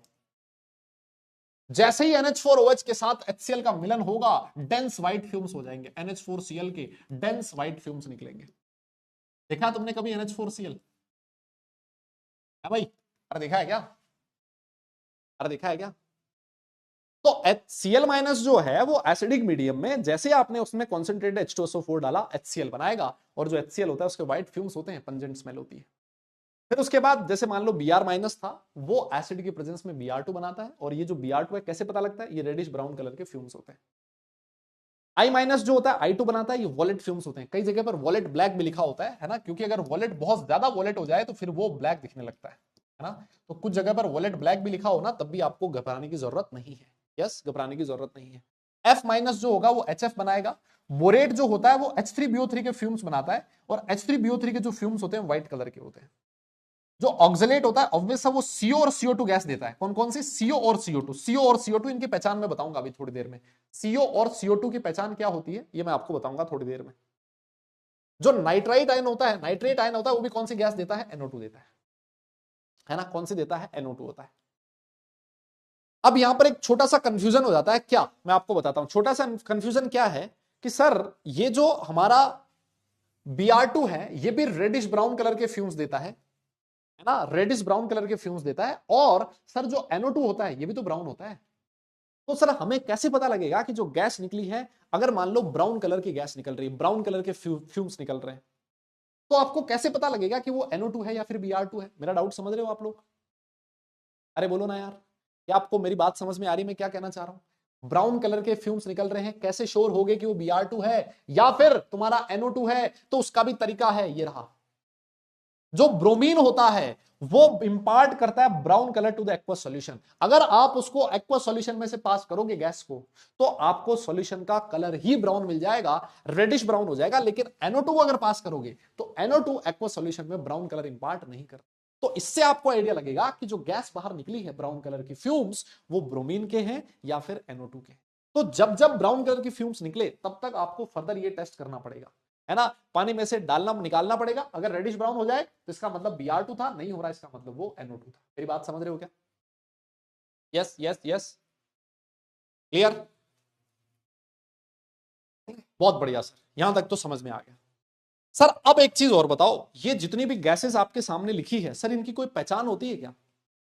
है ना, हमें ये तो पता है कि भाई कार्बोनेट को हीट HCl डालने से, एसिड डालने से CO2 निकलता है, हमें ये भी पता है कि सल्फाइड जो है वो SO2 बनाएगा। लेकिन सर क्या इनकी कोई पहचान है जिससे हमें पता लग जाए कि ये वाली गैस CO2 ही थी? बिल्कुल पहचान है भैया, बिल्कुल पहचान है। मैं सारी गैसेस की पहचान लेके आया हूं, वो आपके सामने लिखी है। मैं सारी गैसेस की पहचान लेके आया हूं, वो आपके सामने लिखी, देखो ये लिखी हुई। कुछ इसमें से मैं आपको पहले भी बता चुका हूं, जहां पर कलर की बात आई थी, ऑर्डर की बात आई थी, वहां पर मैं आपको बता चुका हूं। CO2 जो होता है उसकी पहचान क्या है, ब्रिस्क एफरवेसेंस। एकदम से बुलबुले के साथ बाहर निकलेगी गैस, है ना, बुदबुदे के साथ बाहर निकलेगी। सर कैसे निकलती है, कैसे निकलती है? जैसे अगर मान लो आपकी कोल्ड ड्रिंक की बोतल है, आपने उसको बढ़िया ढंग से शेक किया और एकदम से ढक्कन खोल दिया, CO2 एकदम से बाहर निकलती है ना, उसको बोला जाता है ब्रिस्क एफरवेसेंस। ठीक है सर। ये CO2 जो होती है सर, ये कलरलेस होती है, इसका कोई ऑर्डर भी नहीं होता, और ये डायमैग्नेटिक है और नॉन पोलर है ना। CO2 नॉन पोलर होती है ना, देखो इसका जो डाइपोल मोमेंट होता है वो कितना आएगा, 0 आएगा सर, है ना, 180 डिग्री का एंगल है। डाइपोल मोमेंट अगर 0 है इसका मतलब ये नॉन पोलर है, और अगर ये नॉन पोलर है इसका मतलब ये वाटर में इनसॉल्युबल है। ये पहचान है CO2 की, ऐसे पहचान करते हो आप CO2 की। यस, सारी गैसेस की पहचान मैंने एक जगह पे लिख दी है। यस यस, सारी गैसेस की पहचान मैंने एक जगह पे लिख दी है। सर SO2 का कैसे पता लगेगा कि जो गैस निकली है वो SO2 है? भैया इसकी जो स्मेल होती है, लास्ट क्लास में बताया था, सफोकेटिंग स्मेल होती है बर्निंग सल्फर की। मैंने बताया था, टायर जलाते हैं ना, टायर टायर जलाते हैं ना, वहां पे ऐसी पंजेंट स्मेल होती है, दम घुटने लगेगा थोड़ी देर में। ये भी कलरलेस होती है, लेकिन ये SO2 होता है। SO2 जो है ना वो एसिडिक इन नेचर होती है। वैसे CO2 जो है वो भी कैसी होती है, एसिडिक इन नेचर होती है। तो SO2 भी एसिडिक इन नेचर होती है। और सर ये पोलर है, ये नॉन पोलर नहीं है सर। यस सर, इसका डाइपोल मोमेंट 0 नहीं है, तो ये पोलर है, और पोलर है तो ये वाटर में सॉल्युबल है। यस सर, ये भी डायमैग्नेटिक होती है, और ये भी टर्न्स लाइम वाटर मिल्क। देखो अभी तक हमने तो ये पढ़ा है कि जो CO2 होती है वो turns lime water milky. Yes, CO2 जो होती है ये भी लाइम वाटर को मिल्की बना देती है, टर्न्स लाइम वाटर मिल्की। आज हमने एक और चीज पढ़ी है कि जो SO2 गैस होती है ना, SO2 गैस भी लाइम वाटर को मिलकर बना देती है। तो सर हमें कैसे पता लगेगा, हमें कैसे पता लगेगा कि जो गैस थी वो SO2 थी या CO2 थी? इसका भी आगे इलाज है, मैं आपको आगे बताऊंगा क्या इलाज है। और ये वाली चीज बड़ी इंपॉर्टेंट है। केमेनो 4 का अगर फिल्टर पेपर लेके जाओगे इस गैस के पास में, है ना, एसिडिक मीडियम में, तो पेपर जो है उसको एक कलरलेस बना देगी। और K2Cr2O7 जो है उसका अगर फिल्टर पेपर लेके जाओगे तो उसको ये ग्रीन बना देगी। K2Cr2O7 कैसा होता है, ऑरेंज, उसको ग्रीन कन्वर्ट कर देगी और पर्पल वाला कलरलेस हो जाएगा। यस यस, अच्छा सर ये कैसे हुआ, ये क्यों हुआ कि ये ग्रीन कलर में कन्वर्ट हो गया? देखो सुनो मेरी बात, Cr2 जो O7 है उसमें क्रोमियम +7 ऑक्सीडेशन स्टेट में होता है। यस, SO2 में जो सल्फर है उसका ऑक्सीडेशन स्टेट कितना है, +4 है। तो क्या सल्फर ऑक्सीडाइज हो सकता है क्या? बिल्कुल हो सकता है सर, सल्फर +6 में जा सकता है। अगर ये +6 में जाएगा तो क्रोमियम किस में जाएगा, +3 में। और जो Cr3+ होता है सर, Cr3+ कैसा होता है, Cr3+ is green in colour. हम लोगों ने लास्ट क्लास में D एंड F लोक एलिमेंट में पढ़ा था इसको। यस, वैसे ही, हाँ ब्राइटा वाटर बोलते हैं इसको, वैसे ही, है ना। आगे बताऊंगा ब्राइटा वाटर क्या है, वो लाइम वाटर जैसा ही है ना।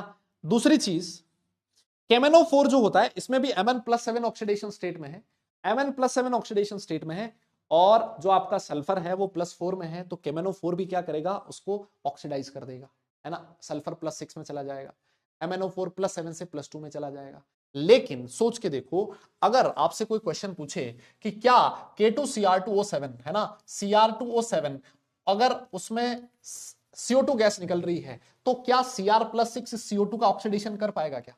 क्या Cr+6 CO2 का ऑक्सीडेशन कर पाएगा क्या? आप लोग बोलोगे सर कहां से ऑक्सीडेशन करेगा? CO2 में जो कार्बन है बेचारा वैसे ही +4 ऑक्सीडेशन स्टेट में है, और कार्बन की मैक्सिमम ऑक्सीडेशन स्टेट होती है। मैक्सिमम है तो जो क्रोमियम है वो +3 में नहीं जा पाएगा। अगर क्रोमियम मैक्सिमम 3 में नहीं जाएगा तो आपको ग्रीन कलर ऑब्जर्व नहीं होगा। मेरी बात समझ गए क्या? तो दोनों ही लाइम वाटर को मिल्की करती हैं, बात समझ में आ गई है। दोनों ही लाइम वाटर को मिल्की करती हैं, बात समझ में आ गई है। लेकिन जो SO2 होती है ये K2Cr2O7 का जो फिल्टर पेपर है उसको ग्रीन बना देती है, केमेनो 4 का जो फिल्टर पेपर है उसको कलरलेस बना देती है। क्यों? क्योंकि उसका ऑक्सीडेशन पॉसिबल है। लेकिन CO2 ऐसा कोई काम नहीं करती, बिकॉज उसका ऑक्सीडेशन पॉसिबल नहीं है। तो इसी वजह से आप CO2 और SO2 में इस तरह से पहचान कर सकते हो। बोलो बात समझे क्या? यस यस यस बोलना पड़ेगा भाई, लोगों जवाब देना पड़ेगा यार इन सब का। ऐसे नहीं जवाब दोगे तो काम नहीं चलेगा। बोलो बोलो बोलो, दोनों में डिफरेंस समझ में आया क्या? भाई ये बहुत मेहनत से तुम्हारे लिए सब कुछ एक जगह लिखा गया है ना। हाँ, तो बात तुम समझे कि नहीं समझे ये बताओ। ये कच्चा चिट्ठा सारी गैसेस का तुम्हारे सामने लिखा हुआ है।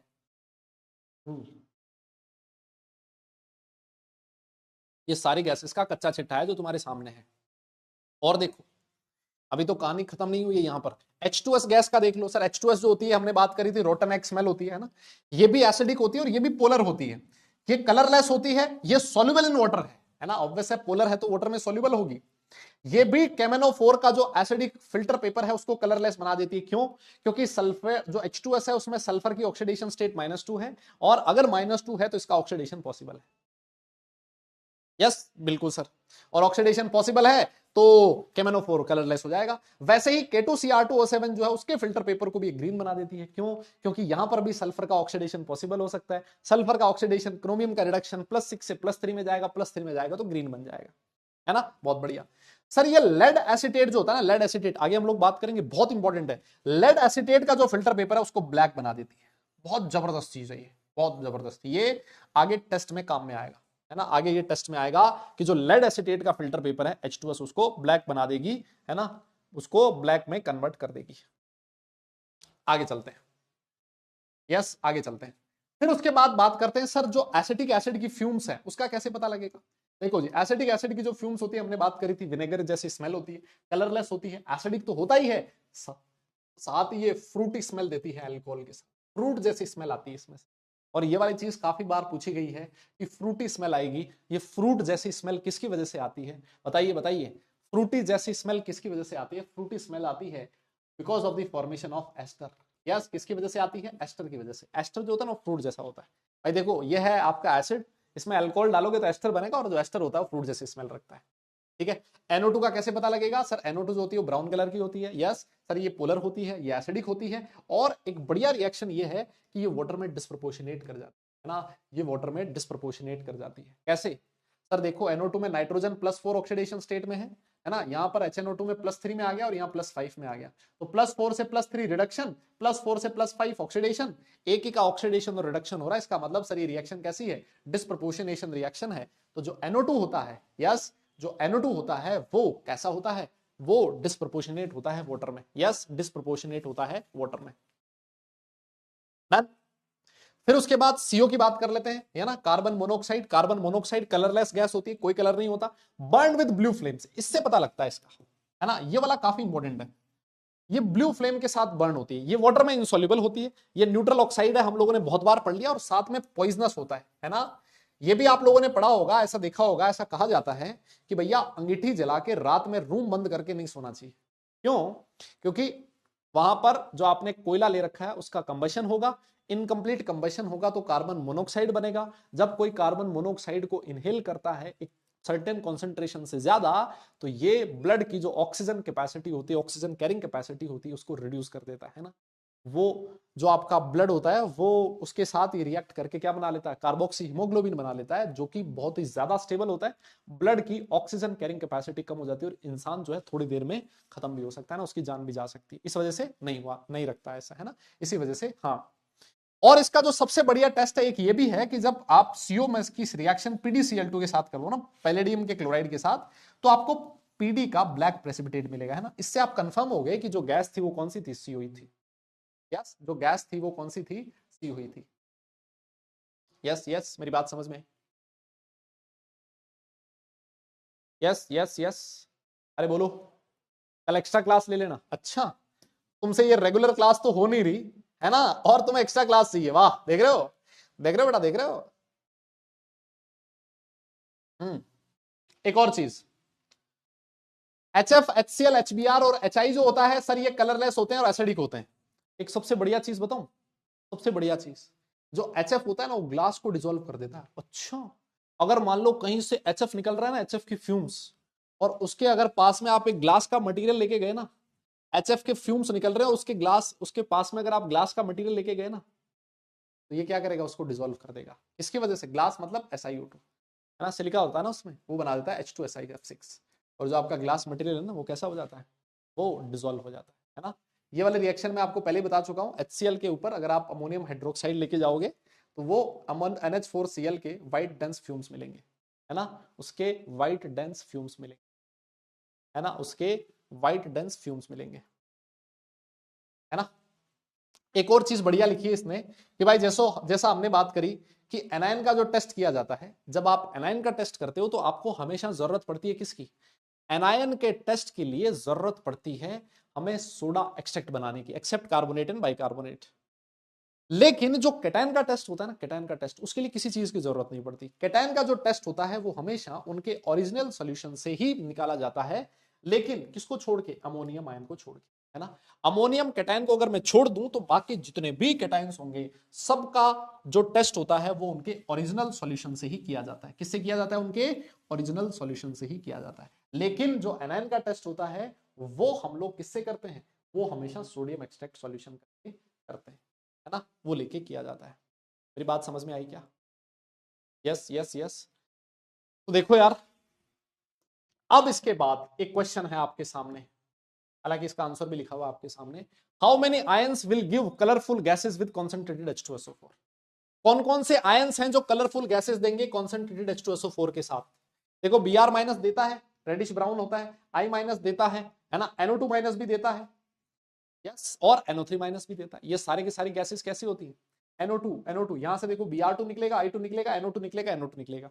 तो ये वाले जो आयंस हैं, ये वाले आयंस कॉन्सेंट्रेटेड H2SO4 के साथ रिएक्ट करके क्या करते हैं सर? कलर्ड गैसेस देते हैं। क्या करते हैं? कलरफुल गैसेस देते हैं। क्वेश्चन इस तरह से पूछा जा सकता है आपसे, है ना, कलरफुल गैसेस देते हैं, इस तरह का क्वेश्चन आ सकता है। और कोई क्वेश्चन? और कोई क्वेश्चन आ सकता है क्या? बिल्कुल आ सकता है सर। लिखता है which of the following ion is identified by their precipitation as well as redox reaction? ऐसा कौन सा आयन है, यस, ऐसा कौन सा आयन है, ऐसा कौन सा आयन है जो, जिसको आप दोनों रिएक्शन से पहचान कर सकते हो, प्रेसिपिटेशन से भी और रेडॉक्स से भी? बताओ वो कौन सा आयन है? बताओ वो कौन सा आयन है? वो है सर CrO4 2-, है ना।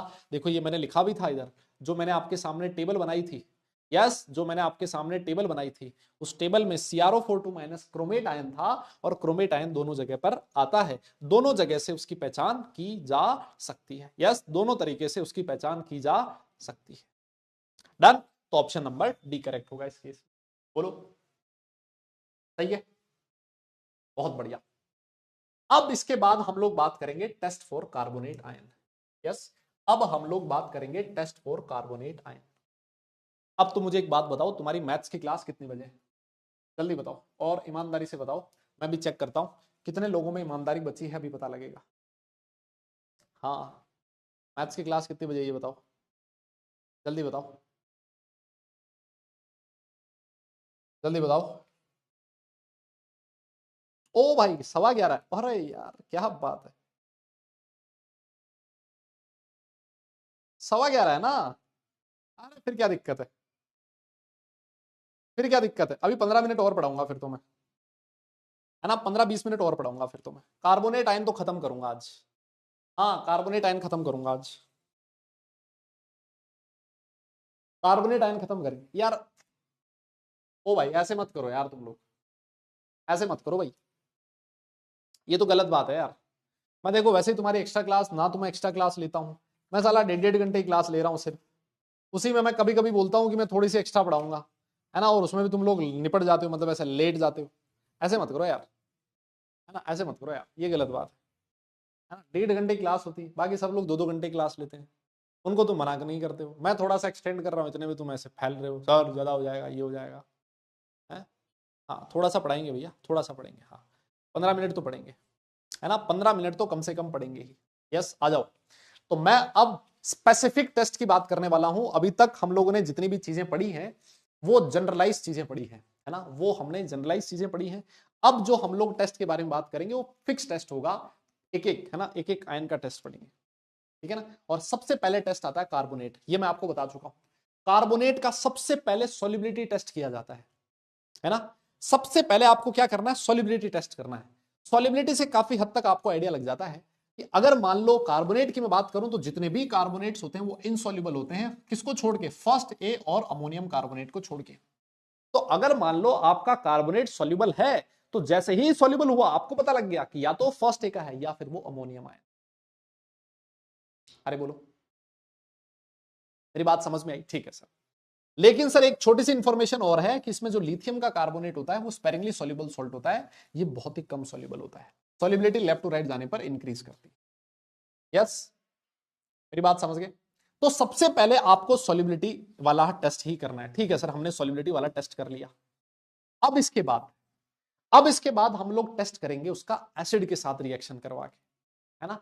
क्या करेंगे, उसका एसिड के साथ रिएक्शन करवा के। ठीक है सर, अगर मान लो कार्बोनेट आयन है तो उसका एसिड कौन सा होता है, एसिड होता है उसका डाइल्यूट। डाइल्यूट डाल दो, कॉन्सेंट्रेट डाल दो, कार्बोनेट को कोई दिक्कत नहीं है। जैसे ही आपने कार्बोनेट में H+ डाला, कौन सी गैस निकलेगी, CO2। यस, CO2 गैस जो होती है हमने पढ़ा है कलरलेस होती है, ब्रिस्क एफरवेसेंस होती है, एकदम से बुदबुदाहट के साथ बाहर निकलती है ना। जैसे ही कोई गैस बुदबुदाहट के साथ बाहर निकली, आपका एकदम से दिमाग ठनका, आपने कहा यार ये तो CO2 गैस हो सकती है, लेकिन आप अभी कंफर्म नहीं हो, है ना, अभी आप कंफर्म नहीं हो कि ये CO2 गैस है। तो आपने क्या किया, उस CO2 को पास किया, उस गैस को पास किया लाइम वाटर में से, है ना। जैसे ही आपने उसको लाइम वाटर में से पास किया, सर वो जो लाइम वाटर था उसमें व्हाइट टर्बिडिटी आ गई और उसमें मिल्की सॉल्यूशन बन गया। याद है उसका क्या बन जाएगा, मिल्की सॉल्यूशन। क्लास 10 की रिएक्शन है। यस यस, ये 10वीं क्लास की रिएक्शन है। और अगर मान लो आपने एक्सिस ऑफ CO2 पास किया, एक्सिस ऑफ CO2 आपने क्या किया, एक्सिस ऑफ CO2, ये तो थोड़ी सी CO2 पास करी थी तो सॉल्यूशन में मिल्कीनेस आ गई, आपने एक्सिस ऑफ CO2 पास कर दी तो आप देखोगे जो मिल्कीनेस है वो गायब हो जाती है। यस, मिल्कीनेस डिसअपियर हो जाती है। ये देखो, ये जो कैल्शियम कार्बोनेट बना था, इसमें अगर आप एक्सिस में CO2 गैस पास करोगे तो कैल्शियम बाइकार्बोनेट मिल जाएगा, और जो बाइकार्बोनेट्स होते हैं उनका आपको क्या मिलेगा, क्लियर सॉल्यूशन मिलेगा, है ना, क्लियर सॉल्यूशन मिलेगा। जो व्हाइट टर्बिडिटी थी वो खत्म हो जाएगी, तो आप एकदम श्योर हो जाओगे कि अच्छा इसका मतलब ये जो गैस रही होगी वो कौन सी रही होगी, CO2 रही होगी। और अगर CO2 रही है इसका मतलब वो जो आयन रहा होगा कौन सा रहा होगा, कार्बोनेट रहा होगा। ये बात समझ रहे क्या, नहीं समझ आ रहा क्या? अबे इसमें क्या समझना है, 10वीं क्लास में बैठ जा फिर वापस जाके, 10वीं क्लास पास करके आनी पड़ेगी। लेकिन सर मैं अगर CO2 गैस को बैरियम हाइड्रोक्साइड सॉल्यूशन से पास करूं ना, तब भी बैरियम कार्बोनेट बनता है और बैरियम कार्बोनेट की व्हाइट टर्बिडिटी बनती है, और इसमें से भी अगर मैं एक्सेस ऑफ CO2 पास करूं तो इसकी जो व्हाइट टर्बिडिटी है वो खत्म हो जाएगी because of the formation of barium bicarbonate. Yes, तो मेरे हिसाब से इसमें तो कोई भी चीज ऐसी नहीं है जो आपको बहुत ज्यादा बताने की जरूरत पड़े या फिर जिसमें आपको दिक्कत हो। क्यों भाई, अरे बोलो ना, बोलो बोलो बोलो। इसमें तो मेरे हिसाब से कोई भी चीज ऐसी नहीं है ना यार। एक चीज और ध्यान रखो, ये जो CO2 के साथ जो पानी होता है ना, CO2 के साथ जो पानी होता है ना उसको बोला जाता है सोडा वाटर। क्या बोला जाता है, सोडा वाटर। तो अगर कहीं पर भी आपको लिखा हुआ मिले ना सोडा वाटर की, ये चीज सोडा वाटर में सॉल्युबल है, जैसे अगर मैं कहूं बैरियम कार्बोनेट सोडा वाटर में सॉल्युबल है तो बिल्कुल सही है, कैल्शियम का कार्बोनेट सोडा वाटर में सॉल्युबल है तो बिल्कुल सही है ना। जहां पर भी आपको सोडा वाटर लिखा हुआ मिले इसका मतलब वो किसकी बात हो रही है, CO2 प्लस H2O की बात हो रही है। इस बात को याद रखना है ना, इस बात को याद रखना भैया। यस यस यस, ये रहा आपके सामने एक बहुत बढ़िया चीज लिखी है जो मैं आपको पहले ही समझा चुका हूं, जो मैं आपको पहले ही समझा चुका हूं। मैंने आपसे कहा था कि जो SO2 गैस होती है वो भी लाइम वाटर को मिल्की बना देती है, लेकिन SO2 गैस जो होती है अगर इसके पास में क्या करो, एक फिल्टर पेपर लेके जाओ जिसमें क्या प्रेजेंट हो, मॉइस्चर हो K2Cr2O7 एसिडिफाइड सॉल्यूशन का, तो जो आपका Cr2O7 सॉल्यूशन है वो तो क्या करेगा, SO2 गैस उसको तो बना देगी, किसमें कन्वर्ट कर देगी, ग्रीन कलर में। लेकिन जो बेचारी CO2 है ना वो इसके साथ कोई रिएक्शन शो नहीं करेगी। हाँ, ये जो K2Cr2O7 है ये CO2 का ऑक्सीडेशन नहीं कर पाएगा बिकॉज CO2 पहले से ही अपनी मैक्सिमम ऑक्सीडेशन स्टेट में। और जो Cr2 प्लस Cr+6 है वो इस सल्फर +4 को सल्फर +6 में ऑक्सीडाइज कर देगा, खुद रिड्यूस हो जाएगा Cr3+ में। और जो Cr3+ है सर वो कैसा होता है, ग्रीन होता है। अरे बोलो, बात समझे क्या? यस यस यस, बात समझे क्या? तो ये पहचानने का तरीका होता है कि अगर मान लो कोई लाइम वाटर को मिल्की कर रही है ना, तो कंफ्यूजन हो सकता है कि वो SO2 थी कि CO2 थी। तो हम लोग हल्का सा ये वाला टेस्ट भी कर लेते हैं, है ना, K2Cr2O7 का फिल्टर पेपर लेके चले जाते हैं, उससे भी हमें आइडिया लग जाता है कि वो कौन सी गैस रही होगी एक्चुअली। ठीक है, क्लियर? ठीक है सर, ये भी हमने पहले पढ़ ही लिया था, है ना, मैंने उसी समय बता दिया था। अब सर कुछ रिएक्शंस ऐसी होती हैं, है ना, कार्बोनेट आयन की कुछ रिएक्शंस ऐसी होती हैं, सुनना मेरी बात। यस, हाँ, कार्बोनेट आयन की कुछ रिएक्शंस ऐसी होती हैं जहां पर प्रेसिपिटेट बनता है। यस, जहां पर क्या बनता है, प्रेसिपिटेट बनता है। और प्रेसिपिटेट से भी हम लोग आइडिया लगा देते हैं कि यार ये प्रेसिपिटेट बना है तो ये वाला आयन रहा होगा। तो अब हम लोग वो रिएक्शंस पढ़ेंगे जिसमें क्या बनता हो, प्रेसिपिटेट बनता हो, है ना। देखो सबसे पहले क्या किया जाता है, कोई भी टेस्ट करते हो ना आप, आप रैंडम टेस्ट मत किया करो, है ना। रैंडम टेस्ट नहीं होता, सबसे पहले क्या किया जाता है, उसकी सॉल्युबिलिटी चेक की जाती है। जो सॉल्ट आपको मिला होता है उसमें से हल्का सा सॉल्ट निकाल के पानी में डिसॉल्व करके देखा जाता है कि वो सॉल्ट है वो पानी में सॉल्युबल है या फिर नहीं है। यस, मेरी बात समझ में आ रही हो। देखा जाता है कि पानी में सॉल्युबल है या फिर नहीं है। अगर वो सॉल्युबल है नहीं है, सॉल्युबिलिटी के बेसिस पे आइडिया लगाया जाता है कि ये वाला आयन हो सकता है, ये वाला सॉल्ट हो सकता है। ठीक है, फिर क्या किया जाता है, फिर उसकी रिएक्शन करवाई जाती है एसिड के साथ, है ना। अब एसिड से कोई गैस रिलीज होगी, कोई प्रेसिपिटेट बनेगा, तो पता लगता है कि यार ये वाली चीज हो सकती है। चलो जी, वो एसिड के साथ रिएक्शन होगी। फिर क्या किया जाता है, उसकी हल्का सा आइडिया लगाना कि कार्बोनेट हो सकता है, तो फिर हम लोग क्या करते हैं, कार्बोनेट का प्रेसिपिटेशन वाला टेस्ट करवाते हैं, ना कि अब थोड़ा सा प्रेसिपिटेट बना के देख लें जिससे कंफर्म हो जाए कि ये हाँ कार्बोनेट ही था, है ना। तो वो रिएक्शंस होती है प्रेसिपिटेशन रिएक्शन। और प्रेसिपिटेशन रिएक्शन में सबसे पहली रिएक्शन आती है बैरियम क्लोराइड या फिर कैल्शियम क्लोराइड के साथ रिएक्शन। अगर मान लो कार्बोनेट आयन था तो बैरियम क्लोराइड के साथ रिएक्ट करके BaCO3 का व्हाइट प्रेसिपिटेट बनाएगा, और अगर CaCl2 था तब भी CO3 माइनस के साथ रिएक्ट करके कैल्शियम कार्बोनेट का व्हाइट प्रेसिपिटेट बनेगा। यस, और ये जो व्हाइट प्रेसिपिटेट होता है ये डाइल्यूट एसिड्स में भी क्या हो जाता है, सॉल्युबल हो जाता है। This precipitate is soluble in dilute HCl, dilute HNO3, acetic acid and soda water। जब ये व्हाइट प्रेसिपिटेट बनता है तब भी आप बोल सकते हो बैरियम क्लोराइड के साथ व्हाइट प्रेसिपिटेट कार्बोनेट की वजह से आया होगा, और कार्बोनेट है इसका मतलब CO3 माइनस प्रेजेंट होगा, है ना। तो ये मतलब कंफर्मेटरी टेस्ट हैं सारे के सारे, इससे कंफर्म हो जाता है कि गैस यही है। मेरी बात समझे क्या? यस यस यस, क्लियर हुआ सर? और कोई भी है क्या प्रेसिपिटेशन का टेस्ट? बिल्कुल है। इसका पीपीटी का टेस्ट एक और भी है, देखो ये रहा, है ना। ये पीपीटी और किस किस के साथ बनाता है, लेड नाइट्रेट के साथ भी बनाता है और लेड एसिडेट के साथ भी बनाता है। अगर मान लो कार्बोनेट आयन है ना, तो लेड नाइट्रेट के साथ रिएक्ट करके PbCO3 का व्हाइट प्रेसिपिटेट बनाएगा, साथ में नाइट्रेट बाहर निकल जाएगा। और ये जो पीपीटी है ये भी सॉल्युबल है HNO3 एसिटिक एसिड और एक्सेस ऑफ NaOH में। इसमें सॉल्युबल होता है NaOH में। आपसे क्वेश्चन ये पूछा जा सकता है कि भाई ये जो PbCO3 है ये NaOH में सॉल्युबल क्यों है, क्या रीजन है इसका, है ना। इसका रीजन क्या है, देखो अगर मान लो आपको एग्जैक्ट रिएक्शन याद ना होना, सुनो मेरी बात, सुनो सुनो, अगर आपको एग्जैक्ट रिएक्शन याद ना होना तो कोई दिक्कत नहीं, आप आइडिया रखो कि भाई बैरियम क्लोराइड है, कार्बोनेट के साथ रिएक्ट करके बैरियम कार्बोनेट बनता है। बाई प्रोडक्ट याद रखने की जरूरत नहीं होती है ना। बाई प्रोडक्ट याद रखने की जरूरत नहीं होती है। जैसे मान लो आपको ये होना चाहिए कि कार्बोनेट है, अगर लेड नाइट्रेट के साथ देखे गए तो व्हाइट कलर का प्रेसिपिटेट बनेगा because of the formation of lead carbonate. और ये जो लेड कार्बोनेट होता है ये NaOH में सॉल्युबल होता है। फिर आप बोलोगे साहब NaOH में सॉल्युबल क्यों है, बिकॉज ये जो लेड कार्बोनेट होता है वो NaOH के साथ रिएक्ट करके एक कॉम्प्लेक्स का फॉर्मेशन करता है, देखो ये वाला। और ये जो कॉम्प्लेक्स होता है ये सॉल्युबल होता है किसमें, NaOH में। दैट्स वाई ऐसा बोला गया है कि जो ये प्रेसिपिटेट होगा वो NaOH में सॉल्युबल है।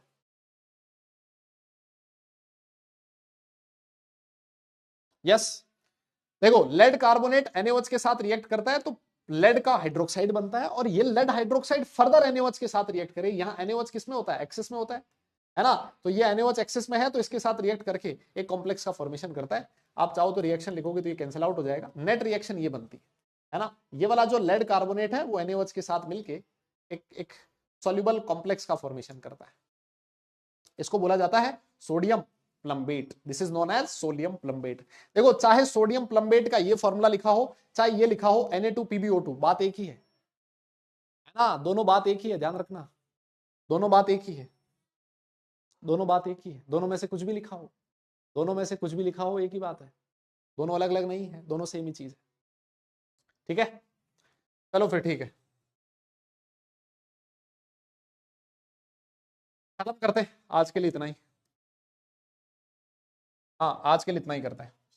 कार्बोनेट आयन के टेस्ट खत्म नहीं हुए अभी, है ना, लेकिन मैं जो तुम्हारी हालत देख पा रहा हूँ, है ना, जो मैं तुम्हारी हालत देख पा रहा हूँ वो ऐसी है कि अब मुझे लग रहा है आगे पढ़ाने का फायदा नहीं है कोई, है ना, आगे बढ़ाने का फायदा नहीं है कोई। देखो सुनो मेरी बात, सुनो मेरी बात, ये चैप्टर ऐसा है जिसमें कंफ्यूजन कम होता है। कंफ्यूजन का मतलब समझते हो आप? हाँ मैं बताऊं, देखो कंफ्यूजन का मतलब क्या होता है कि यार ये होगा कि ये होगा, समझ नहीं आ रहा, इस रास्ते पे जाऊं कि इस रास्ते पे जाऊं, दैट इज कंफ्यूजन। अगर मान लो रास्ता पता ही ना हो तो वो कंफ्यूजन नहीं है। तो इस चैप्टर में कंफ्यूजन नहीं है, इस चैप्टर में है चीजें मेमोराइज करने की, याद रखने की, है ना। जो कंफ्यूजन वाली चीज है, समझाने वाली चीज है, वो मैं समझा सकता हूं, है ना, उसको समझाया जा सकता है। लेकिन जो चीज याद रखने वाली है, मैं तुम्हारे दिमाग में घुस को इसको याद नहीं करवा सकता, है ना। मैं ये नहीं करवा सकता कि CO2 जो होता है, कार्बोनेट को हीट करने से CO2 निकलता है, या कार्बोनेट में एसिड डालने से CO2 गैस रिलीज होती है। अब ये चीज आपको खुद से याद करनी पड़ेगी, है ना। और जो टेस्ट हमारे सिलेबस में है, चाहे मेंस है चाहे एडवांस है, मैं सारा सब कुछ लिखवा रहा हूं एक साथ, है ना। अब अब तुम्हें लग रहा है कि सर ये सब कुछ याद कैसे करेंगे, अब कैसे करेंगे वो तो तुम्हें करना है भाई। जो चीज सिलेबस में है वो करवाना मेरा फर्ज है, वो मैं करवाऊंगा आपको, है ना। हाँ अगर मान लो तुम्हें बहुत ज्यादा तकलीफ होगी तो हो सकता है मैं 4 टेस्ट की जगह 2 ही टेस्ट करवा दूं, लेकिन उसमें नुकसान है तुम्हारा, है ना। तो भैया मतलब ये दिमाग में ये मत डाल के सोचो कि यार ये वाली इतनी सारी चीजें मैं कैसे याद करूंगा। ऑब्वियस है ये चैप्टर ऐसा है जिसको याद करना मुश्किल होता है, हमसे भी नहीं होता याद। ऐसा नहीं है कि इसको अगर तुम मेरे से 3 साल बाद पूछोगे तो मैं सारे रिएक्शंस बता दूंगा, नहीं याद है किसी टीचर को, है ना। टाइम लगता है भाई, टाइम लगता है इन सारी चीजों को याद करने में, है ना। और जब हम लोग तो क्या करते हैं ना, बहुत सारे बैचेस में पढ़ाते हैं तो चीजें याद रहने लगती है, लेकिन आप लोगों को वही हैबिट डालनी पड़ेगी कि एक ही चीज को बार बार बार बार बार बार हर दिन पढ़ना पड़ेगा, तब जाके चीजें याद होगी यार, ऐसे नहीं होगा यार, है ना। इसमें इसमें मैं क्या करूं कि भाई इस प्रेसिपिटेट का कलर ये होता है, कैल्शियम कार्बोनेट व्हाइट पीपीटी होता है, अब मैं इसमें इसको कैसे समझाऊं तुम्हें, ये चीज याद रखनी पड़ेगी। तो ये थोड़ा सा अपनी उस चीज को समझो कि यार जो चीज है वो तो है ना। इससे पहले भी तो हमने इनऑर्गेनिक केमिस्ट्री पढ़ी है ना, जहां लॉजिक्स थे, जो जो लॉजिक थे, चाहे वो आपकी दिमाग की कैपेसिटी के बाहर भी थे ना, वो भी मैंने समझाया आप लोगों को। लेकिन ये चैप्टर ऐसा है जो वैसा चैप्टर नहीं है जैसा हमने बाकी चैप्टर्स पढ़े हैं। इसमें कोई केमिकल बॉन्डिंग नहीं है कि मैं जिसमें बता सकूं कि ये वाला बॉन्ड वीक क्यों और ये वाला स्ट्रॉन्ग क्यों है, इसका कलर ये क्यों और इसका कलर ये क्यों है ना। अब जो चीज है उसको एक्सेप्ट करना पड़ेगा हमें कि कुछ चैप्टर्स ऐसे होते हैं जो हमें इस तरह से याद करने पड़ते हैं, और वो जो चैप्टर है वो ये वाला है ना, ये वाला वही चैप्टर है, ठीक है। तो मतलब थोड़ा सा कंप्लेंट मोड में कम रहो और इस मोड में ज्यादा रहो कि हाँ मतलब मुझे खुद से इसको बार बार रिवाइज करना पड़ेगा, पढ़ना पड़ेगा, तब मैं इसको याद कर पाऊंगा, है ना। और अगर देखो आज मैंने कितनी स्लाइड्स पढ़ाई हैं, लगभग 30 स्लाइड पढ़ाई होंगी मैंने, ना 30 स्लाइड्स के लगभग मैंने आज पढ़ाया होगा, सोच के देखो। और 30 स्लाइड्स में भी 30 स्लाइड्स में भी हाँ 30 क्या 34 स्लाइड्स पढ़ाई हैं। 34 स्लाइड्स में भी कुछ स्लाइड्स तो ऐसी थी जो ऐसी थी, देखो 2 लाइन लिखी हुई है, इसमें क्वेश्चन है, इसमें क्वेश्चन है ना। कुछ स्लाइड्स ऐसी थी जिसमें 2 लाइन लिखी हुई है, देखो ये रही। कुछ स्लाइड्स ऐसी थी जिसमें ये लिखा हुआ है, कुछ स्लाइड है जिसमें एक ही पॉइंट लिखा हुआ है। तो ये अगर मैं टोटल मिलाऊं तो टोटल मिला के मैंने आपको 34 स्लाइड्स पढ़ाई है, सिर्फ 34 स्लाइड्स, है ना। और इसी में तुम लोगों को ऐसा लग रहा है कि मतलब हमने तो पता नहीं आज बहुत ज्यादा पढ़ लिया, पता नहीं क्या क्या पढ़ लिया, है ना। हाँ ये ज्यादा नहीं है भाई, 30 स्लाइड में से कम 10 से 12 स्लाइड ऐसी थी जिसमें 2 से 3 लाइन लिखी गई होंगी, है ना। तो मैं आपको बहुत धीरे धीरे, इसी वजह से मैं इसमें भगा नहीं रहा। देखो आप तीसरा लेक्चर और मैंने आज आज एनआईएन का टेस्ट स्टार्ट किया है ना। आज एनआईएन का टेस्ट स्टार्ट हुआ है तीसरे लेक्चर में, ये सेकंड लेक्चर में हो जाना चाहिए था स्टार्ट, दूसरे ही लेक्चर में एनआईएन का टेस्ट स्टार्ट हो जाना चाहिए था, है ना। लेकिन बट स्टिल मैं धीरे करवा रहा हूँ, 1.5 घंटे की क्लास लेता हूँ फिर भी धीरे करवा रहा हूँ, वो सिर्फ तुम्हारे लिए मेरे भाई, उसको समझो। और फिर भी तुम्हें लग रहा है कि हमने ज्यादा पढ़ लिया है, फिर तो उसका कोई इलाज नहीं है। सिलेबस भी तो टाइम पे करना है ना, सिलेबस भी तो टाइम पे खत्म करना है, समझ रहे हो, है ना। तो थोड़ा सा मैं आपसे ये कहूंगा, थोड़ा सा कंप्लेंट वाले मोड में कम रहो, कंप्लेंट कम करो कि साहब बहुत ज्यादा पढ़ा दिया, इतना सारा याद कैसे होगा, है ना। वो याद करना ही पड़ेगा, तुम्हें ही करना है, और किसी को मेरे याद करने से तो कोई काम चलेगा नहीं, माँ, है ना। तो समझो इस बात को, ठीक है। और कब तक खत्म होगा, कब तक खत्म होगा ये तुम ही डिसाइड करोगे कि चैप्टर कब खत्म होना है ना। अगर आप स्पीडली चीजों को करते रहोगे, यस, तो सिलेबस टाइम पे खत्म हो जाएगा।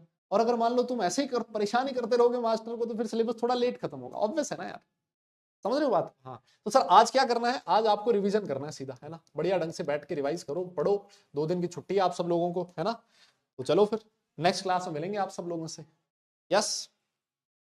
आज अंतिम दिन है इस वाले साल की क्लास का, ना साल का अंतिम दिन नहीं है, लेकिन कल अपनी क्लास नहीं होगी, तो आज लास्ट क्लास है अपनी इस वाले साल में। और नया साल आप लोगों के लिए नई उम्मीद लेके आए और उसमें आपको खूब सारी ढेर सारी सफलता मिले। जिस टारगेट के लिए आप लोग पढ़ाई कर रहे हो वो सारे टारगेट आप अचीव करो, ऐसी मेरी दुआएं हैं, शुभकामनाएं हैं आप लोगों के लिए। आप लोग हमेशा खुश रहें और पढ़ाई करते रहें बस बढ़िया ढंग से। अपने जो भी ये टारगेट है, बहुत सारे लोग ड्रॉपर हैं, है ना, सेकंड सेकंड ड्रॉप होगा कई लोगों का, और सेकंड ड्रॉप जो होता है वो लास्ट ड्रॉप होता है। कुछ लोगों का फर्स्ट ड्रॉप होगा, उनके लिए एडवांस का ड्रॉप लास्ट ड्रॉप होगा, है ना। तो मतलब ये जो साल है आपकी लाइफ का एक बहुत बड़ा डिसाइडिंग फैक्टर है, डिसाइडिंग टाइम होने वाला है। ऐसा तो नहीं कहूंगा कि मतलब यही डिसाइड करेगा लाइफ में क्या होना है, नहीं, लेकिन काफी हद तक ये वाला जो ईयर है ये डिसाइड करता है कि हमारे आगे आने वाली जर्नी किस तरफ होनी है, स्ट्रगल से बीतनी है या फिर बड़े मजे से बीतने वाली है, हम कहाँ जाने वाले हैं। एक हल्का सा मतलब आइडिया लगने लगता है कि हम लोग किस फील्ड में अपना करियर सेट करने वाले हैं, है ना। तो ये साल आप लोगों के लिए बहुत इंपॉर्टेंट है। जितनी मेहनत हो सके आप सब लोगों उतनी कीजिएगा। जेई का एग्जाम, मेंस का एग्जाम तो कोई दूर नहीं है, अगर मैं फर्स्ट अटेम्प्ट की बात करूं बहुत नजदीक है। सेकंड वाला भी मतलब फटाक से आ ही जाएगा, सेकंड भी पता भी नहीं लगेगा फर्स्ट के बाद सेकंड कब आ गया, है ना। तो मतलब टाइम बहुत ज्यादा है नहीं, आप लोग बस पढ़ाई करते रहे। इसी के साथ खत्म करते हैं फिर आपका आज का सेशन। हैप्पी न्यू ईयर आप सब लोगों को। ठीक है, अब आप लोगों से मुलाकात होगी नए साल में, अगले साल आप लोगों से मिलेंगे हम लोग, और ये वाला जो चैप्टर है इसको आगे कंटिन्यू करेंगे। ठीक है, चलो फिर, thank you so much, next session में मिलते हैं। तब तक सारे लोग अपना ख्याल रखें, खुश रहें, हंसते मुस्कुराते रहें, और ज्यादा पढ़ाई जरूर करते रहें, क्योंकि काम पढ़ने से चलेगा, सिर्फ मुस्कुराने से नहीं। चलिए फिर, tata bye bye, love you all.